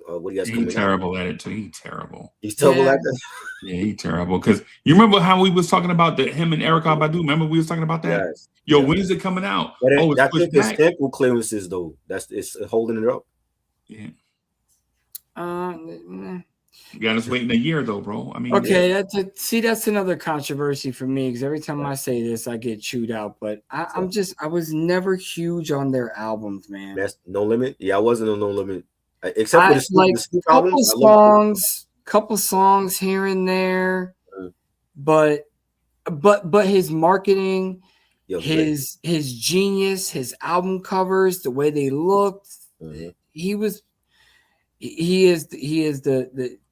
the king of that.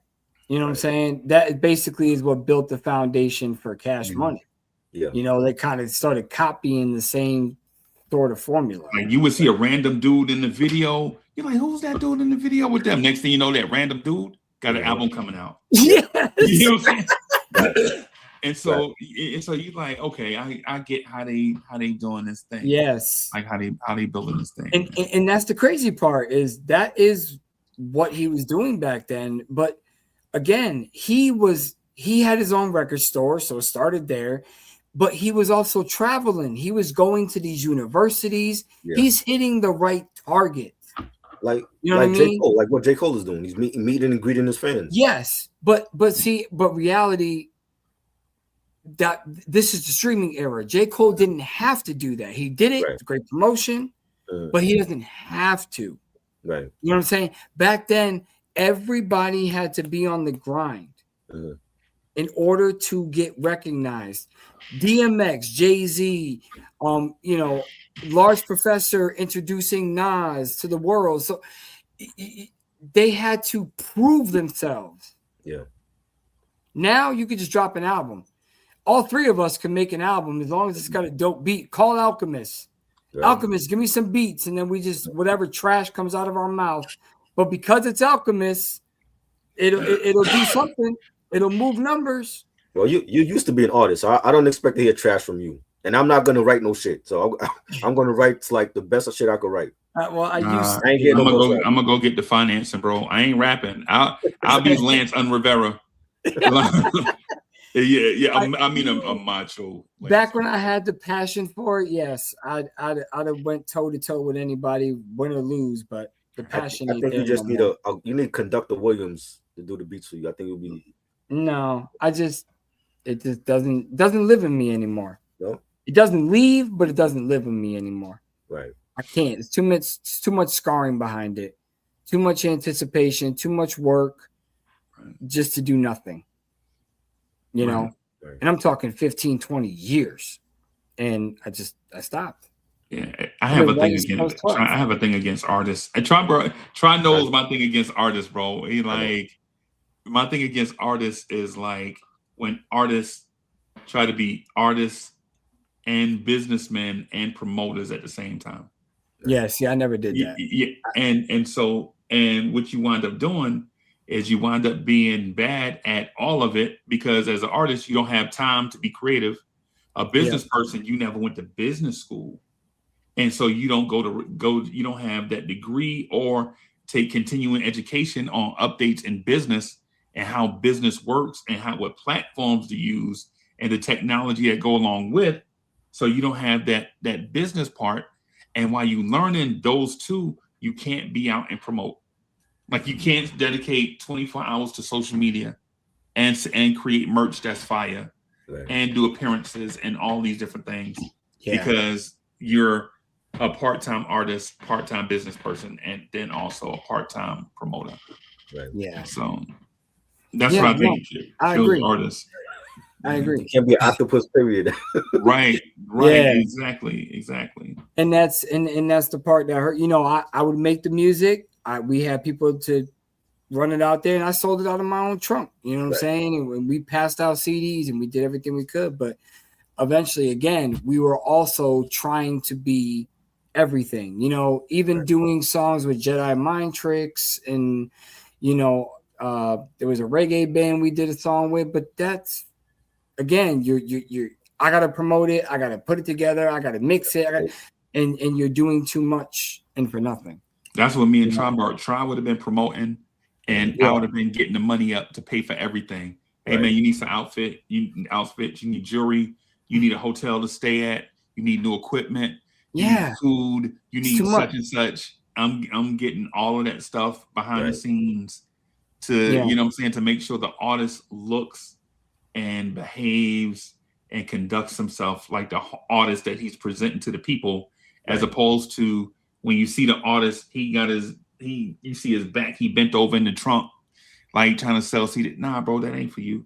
Yeah. That ain't for that. That's not beneath you, but that's not what you should be doing. You should be shaking hands, connecting with the audience on that artist and audience level, like artists and fans. That's what you supposed to be doing. You're supposed to be out there making stands. That's what the artist should be doing. Right now, we don't want nobody driving a car off a bridge and nothing like that. But people connect with artists on a certain level. When a fan connects with an artist, right? The fan talks more about the artist than an artist talks about himself. Right. You know what I'm saying? Like here we are at night. We talk about 50 Cent, bro. 50 Cent probably somewhere having dinner. Right. You know what I'm saying? But 50 had a team of people that did that. But anyway, that's neither here nor there. I'm just saying. Luna, I agree. That's why I made an ICP video. Their grind was incredible. Right. And they built a multi-million-dollar empire. Right. If y'all haven't checked that video out, go over to my channel, Movie AV Impulse, and I literally put together the whole blueprint. Never did one on Tech 9, but again, same grind.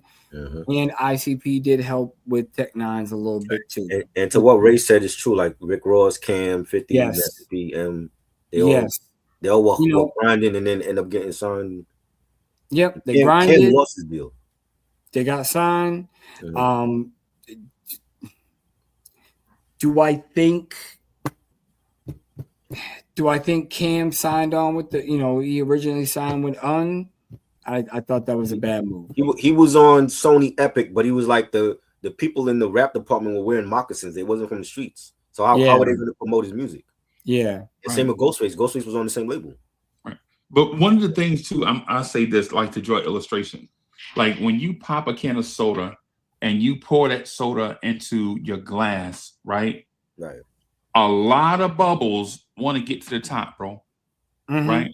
But think about how many bubbles waste away inside the glass while you watching a few bubbles on a top pop. Like think about how many rappers, no lie, hand to the man. I bet you I know no less than 70 rappers right now in real life. No less than 70. Like, yo, what you doing tonight, bro? Like, you want to go to the movies? Nah, man, I got such and such coming over to the crib, man. We're gonna lay down a little something, man, tonight. Try to put, like, they still chasing a dream, bro. Like, legit, I can go grab 3 rappers right now that still rap in their 50s, and they never had commercial success. But when we talk about the outliers, like the outliers, we point out, hey, man, listen, Master P did it. Hey, man, for every Master P, there are probably 20 million dudes that didn't do it. Right. Or maybe that's a large number. Maybe 1 million dudes that didn't do it. Right. I'm one of them. Saying? And no disrespect to them for not making it because they chasing a dream. But what I'm saying is there's only one Heavy D that borrowed his brother's student loan money to make a demo. Right. There's only one Master P that believed in this one song so much that he was relentless to the same guy over and over for like 4 months. Right. So while there are a lot of guys that did it, what I'm saying is there are going to be outliers, but then again, when it comes to success in business, the proven formula is educate yourself, learn the rules to the game, understand where you need attorneys, understand where you need subject matter experts, understand where you need a team that's going to have you out on social media. Understand, you got to, there are a lot of things to do. A great artist is never a great artist unto himself. Like nobody does anything in life alone successfully without the help of others. Yes, and I say that all the fucking time. I say that all the time. I say you cannot name one person that is successful that has not had help being successful and getting the help from somebody else. Knowledge is always passed down if you're willing to take in what you're listening to. Right. So I've always said that you can't name, and if you want to be this is just going down in history. If you want to be on the top and be the most successful, you have to chop heads. Right. There's no other way. If you want your boss's promotion, when your boss leaves, I bet you the guy that wants that promotion will be the brown-nosing snake that'll get that boss kicked the fuck out. Yeah, it's 100 dudes applying for that job. Yes. What makes you stand out? The road to success, everybody, the road to success is littered with bodies of people that failed. And you got to step across them to keep your journey going. And it sound nuts, but you just gotta, that's hustle. That's where that hustle part come in, that grind. And that emotional stamina. You legit have to have emotional stamina to be successful. Right? Not just physical stamina or mental stamina. You gotta have like that emotional and mental stamina and fortitude, because if you want that thing, you got to continue to push through failure, regardless how many failures you come across. Yeah, and I mean, I've failed at multiple things, but again, I don't have the passion to be a rapper anymore. But I will relaunch my clothing brand at some point when I got the bread. it takes time. You know what I mean? It takes time. It takes building. I didn't understand the business and I sunk. You know what I mean? So I'm going to rejuvenate it. It's just, again, you have to understand the business. I can't be the designer and be the person that does it and be the person that ships it so I lost track of. I ended up taking losses and be the seamstress, and be the clothier, and all these different things. You can't be all those things. You gotta get help from somewhere. Yeah, and my wife was willing to help, but she's busy at work. So, you have to have that outside source to help. And then the outside source wants to rob everything from you too. Right. Because they're in their eyes, they're doing all the hard work. So it's sometimes the landscape is changing and you don't know it. Yes. Like the landscape, like Carl Kanai, the landscape was changing for Carl Kanai, but he was so hot, he didn't know that the landscape was changing from what he was doing to Fubu / Averex and everybody else that was coming along, entering the market. Right. And you know what I'm saying? And so you got to invent and reinvent. Yep. You know what I'm saying? All the time. And then reinvent. Yeah. It's a constant shuffle. What's in style? Burberry went through it.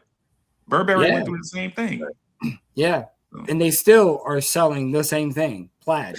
Right. Yeah. So, I mean, they had to come up with different styles, different fashions, patchwork. Because Ralph Lauren at one point was killing it with the patchwork on jeans. But he was copying off of Hollister, Abercrombie and Fitch, American Eagle, Aeropostale.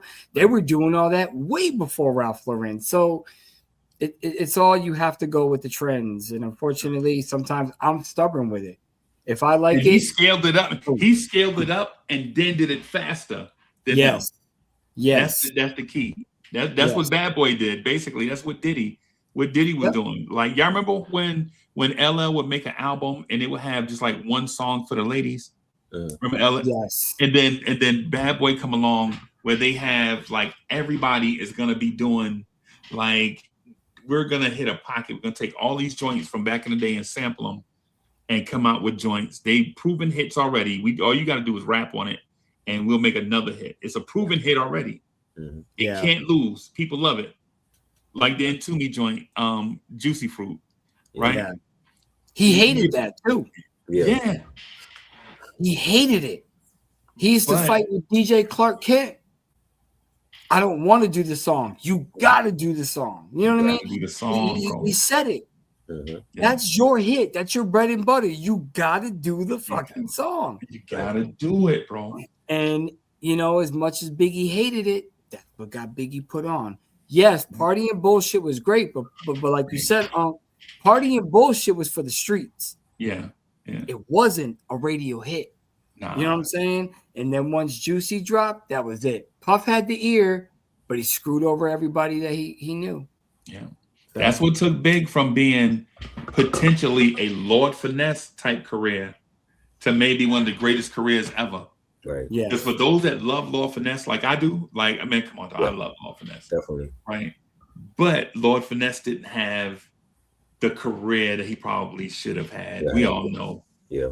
You know what I'm saying? Like if Lord Finesse would have did some commercial stuff, more commercial stuff, he probably would have been 10 times bigger.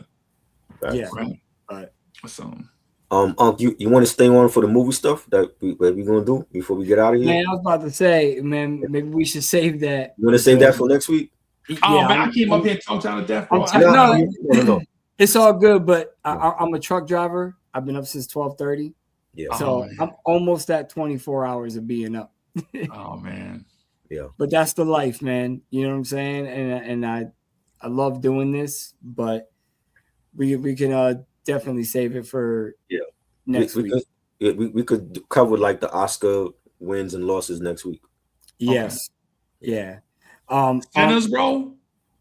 Sinners, yes. Great movie. What you think? You think it's gonna win?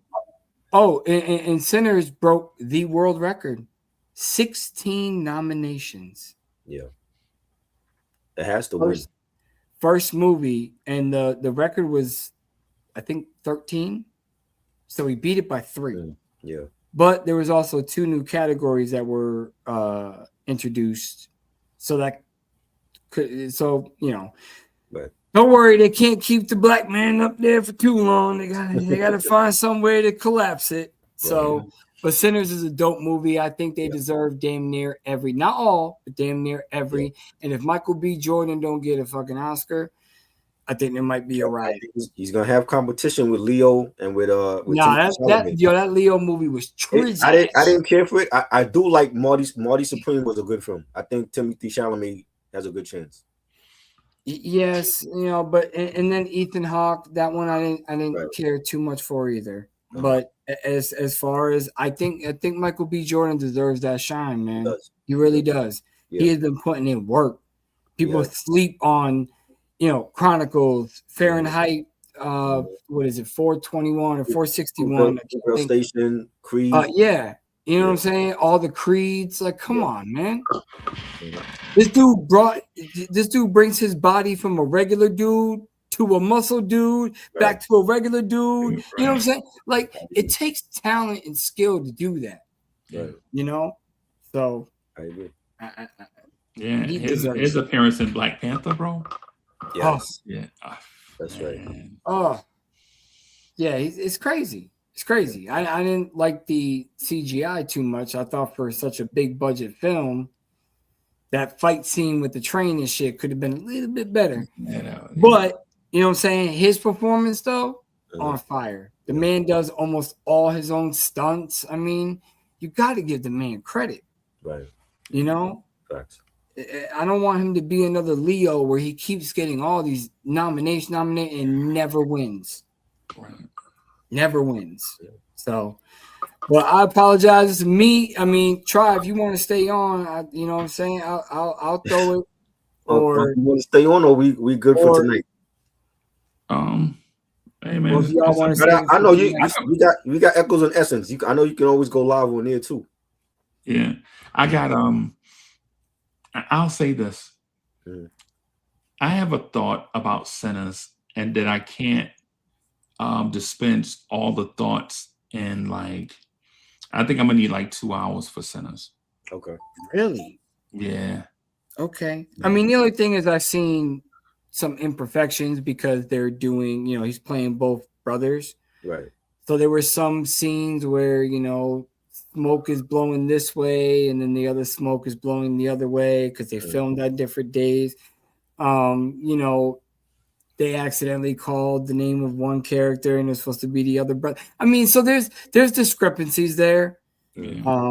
But as far as him in the movie being good, I think the movie I don't think it was like top charting, but for the year, yeah, I think it's one of the better movies for the year. Yeah.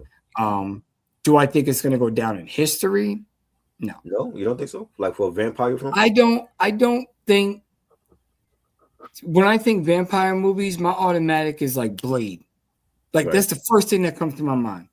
Wesley Snipes saved Marvel, killed that role.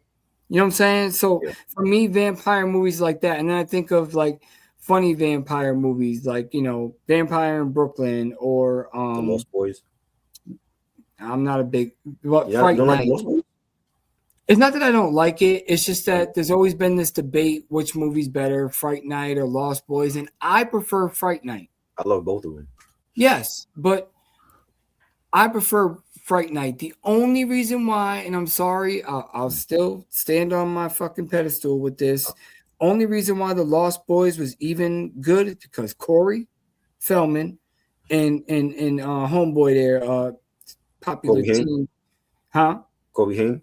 Yes, yeah, and it was the Coreys. It was their era, Goonies, all that shit. Yeah.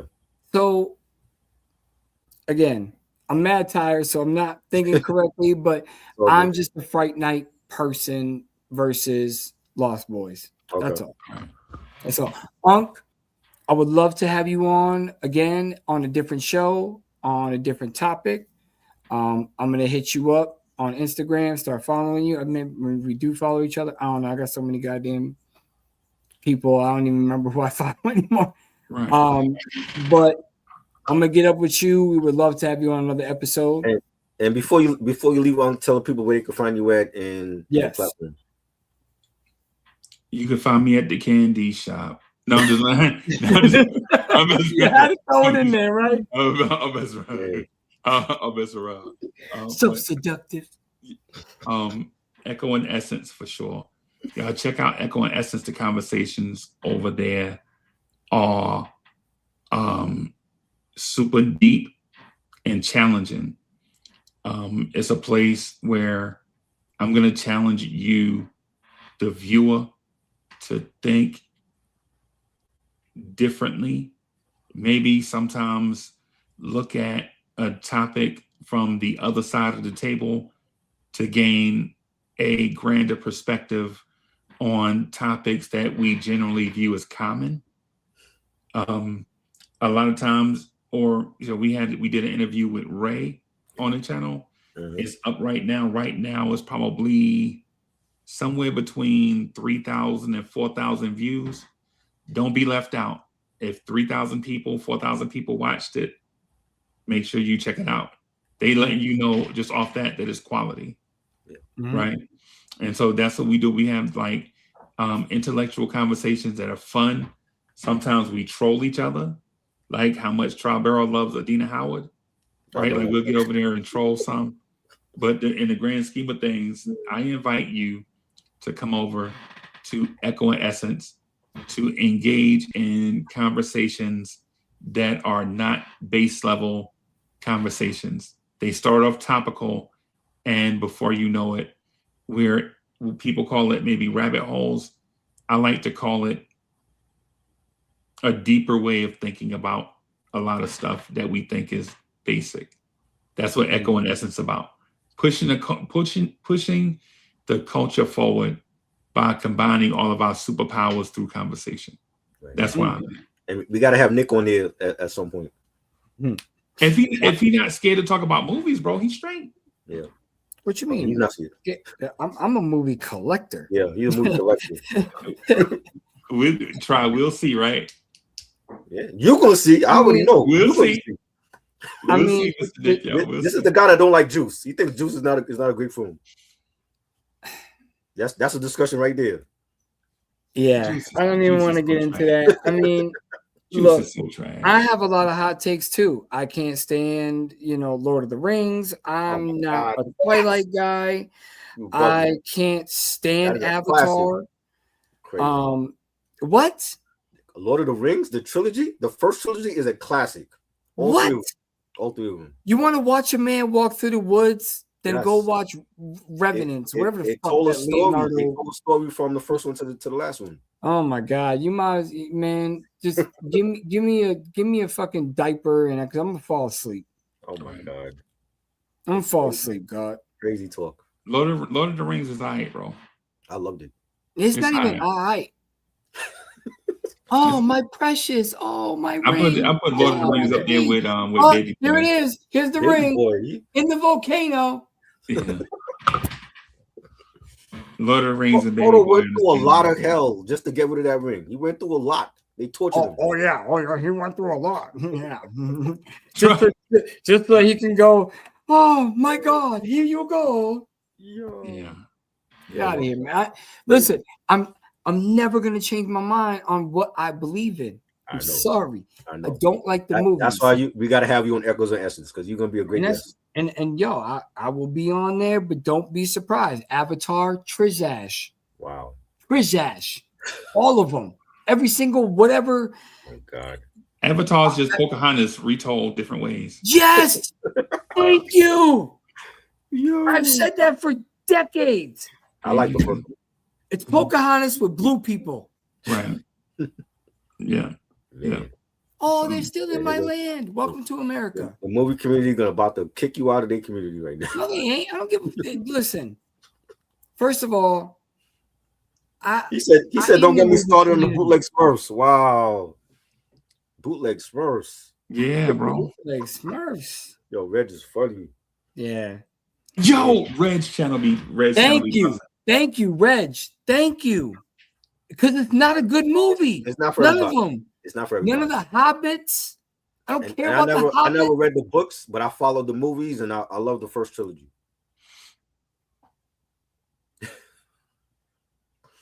I love you, Try. You my brother. But the fact that you could sit there for 3 hours per fucking movie and watch some man walk through a forest Hey, and come how across long little was tiny Scarface? adventures. Like 4 hours. How long was Scarface? Little tiny adventures in between. Yeah. Just to throw a fucking ring in a volcano. It was more than just that. It was more than just him getting rid of the ring. Oh yeah, was it about passion and love and Each fire? character had their own story. Aragon. Because I know fire was in there. That's why it was in there. Because the film should have been burned a long time ago. Yo, funny. Yeah, interesting. But I'm gonna get out of here, y'all. Yeah, man. Try, bro. Thank Bro, you. Juice was trash, bro. No, it's not. Remember, it was written in 1975 to come out during the Coolie High era. And you could tell by the way the characters were developed. They were like, that movie was developed to be a movie that came out in the 70s. I got a hot take for you. What's that? I think Fresh is better than Juice. You're crazy. Fresh? Wow. Oh my God. Yeah. Just cut us off now. This is crazy. I bust the dope moves.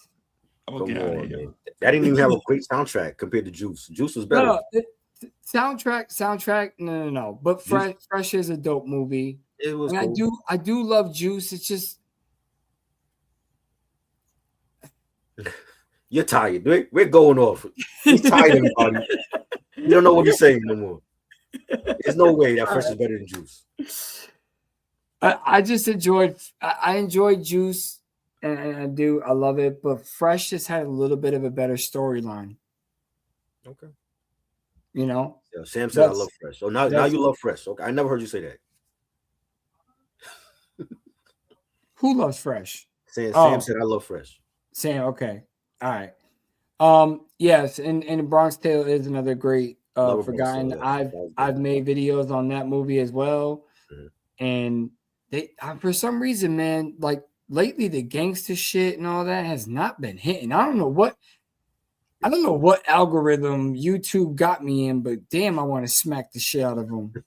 My Macaulay Culkin video didn't do shit. I mean, I'm like sinking fast.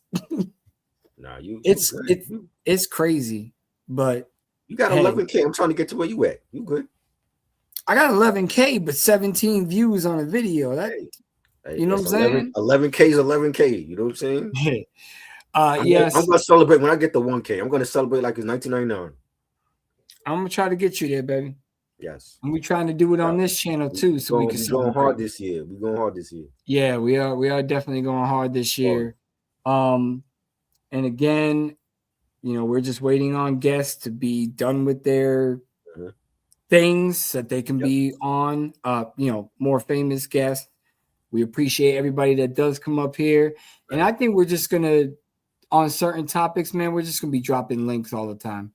Yeah, jump in for sure, because we want you all to be engaged, not just in the conversation. Soul Plane, all right, Reg. Now you're going a little too far. I don't like Soul Plane. Now you're going a little too far. One of the worst black films ever. Or Soul Plane was just terrible. Lord of the Rings, I'll watch any day over Soul Plane. I won't watch that. I'd rather just take a nap over any one of them. You're missing your nap right now. It's time. I can't. You know. Yeah. I'm just not a Lord of the Rings fan, and everybody always jumps on me for it, but I'm just not. That's crazy. You know. Yeah, I know. Much love to you. I'm not going to hate you, Paul. Shout out to Geeks and Flicks, because they allowed me to come on their platform years ago and do a whole discussion about Fellowship of the Ring, and it was great. Yes, salute to him. We've had Alex on the show. We're going to have him back on along with Nate at some point. But again, it's the no, that's even worse. I'm just going to fall asleep faster. He said I love the extended version. Sam, I'm just going to fall asleep faster. Yeah. You know, it's like watching Airbender. I'm out in 10 minutes. Oh, yeah, I didn't like Airbender. That was we could agree on that. I didn't like Airbender. Yeah. All right, Ball we head agree kid? on that. Ball head kid? At least we agreed on something. Yeah. But much love to y'all. Subscribe to all 3 channels if you're not subscribed already. Raw Takes Unfiltered. We are really trying to build a big platform. We want to get you guys huge people on here because we are going to interview like nobody else. Yep. I'm not asking them dumb questions. We're not Vlad. No. We're not Math Hoffa. No. I don't want to know all them dumbass questions, man. Nope. I want real to know about them. Facts. So we're hoping to get some people up here. Appreciate you respecting my opinion. I really do. But it's just me, man. And I love that we don't change. Triborough don't change. I don't change. I don't want to look cool. If you don't like it, you can go. Right. It's just that easy. You don't like what Tri has to say, you can go. That's my brother. I'm gonna stick up for him. We're gonna be here.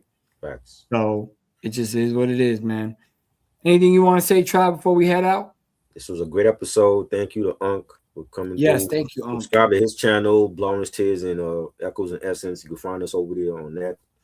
And thank you to everybody that came through tonight. And next week we'll do the winners. Yeah, we'll do the winners and the losers, and we'll talk about it. I do apologize, but almost 24 hours been up. All good. I didn't really get a chance to nap when I got home. It's all good. So usually I nap and then I'm fresh, but I'm a little tired. You just throw on Lord of the Rings and you'll go right to sleep. You good? Oh yeah, no, that's your sleeping pill now. Yeah, man. that and Avatar. Oh God, man! If I put in Avatar, I'm out in 5. I don't know. I haven't watched the second and third. I like the first one, but I haven't watched the other 2. You don't need to. The same thing. They're not even. I don't even think they're nominated for anything. Yeah, I don't know. They made a lot of money though. No, well, yeah, of course they made a lot of money. It was on a streaming service as well at the same time.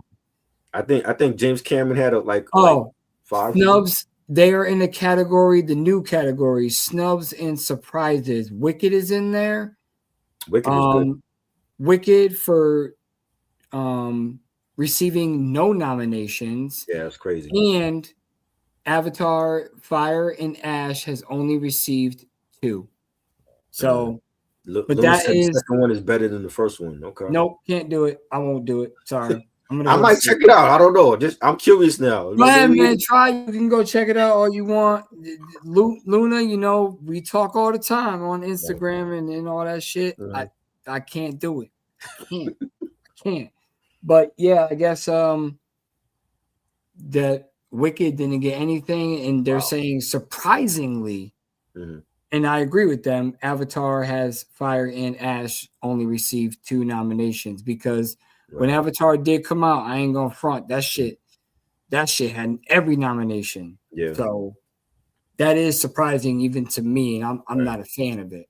Right. So, but again, shout out to Michael B. Jordan and Sinners, 16 nominations. Yeah. New world record. Don't worry, somebody's gonna break it next year, but that's just what it is. We can't stay on top forever, baby. Right. But all right, well, we are out of here. I'm going to bed. Try's going to argue on some other platform. Probably he's up all night. Go subscribe to him, and his live streams are fucking amazing. By the way, y'all got to go check them out. Go check out Mojo Flows too, man. Yeah, shout out to Mojo. I do like Mojo Flows. He got some wild ass takes. You do. Go listen to their Outcast ranking. Oh God, and you will get a kick out of it. Don't get mad at him. It's his opinion. Don't get mad at him, right? Yeah, don't get mad at Mojo Flow. He's a new cat. He's young. Can't get mad at their opinions. Right. But man, are they wild. Yes. So go check out my brother Triborough. Yeah, man. Peace and love. We'll see y'all next week. 9 o'clock, Friday night. Yes.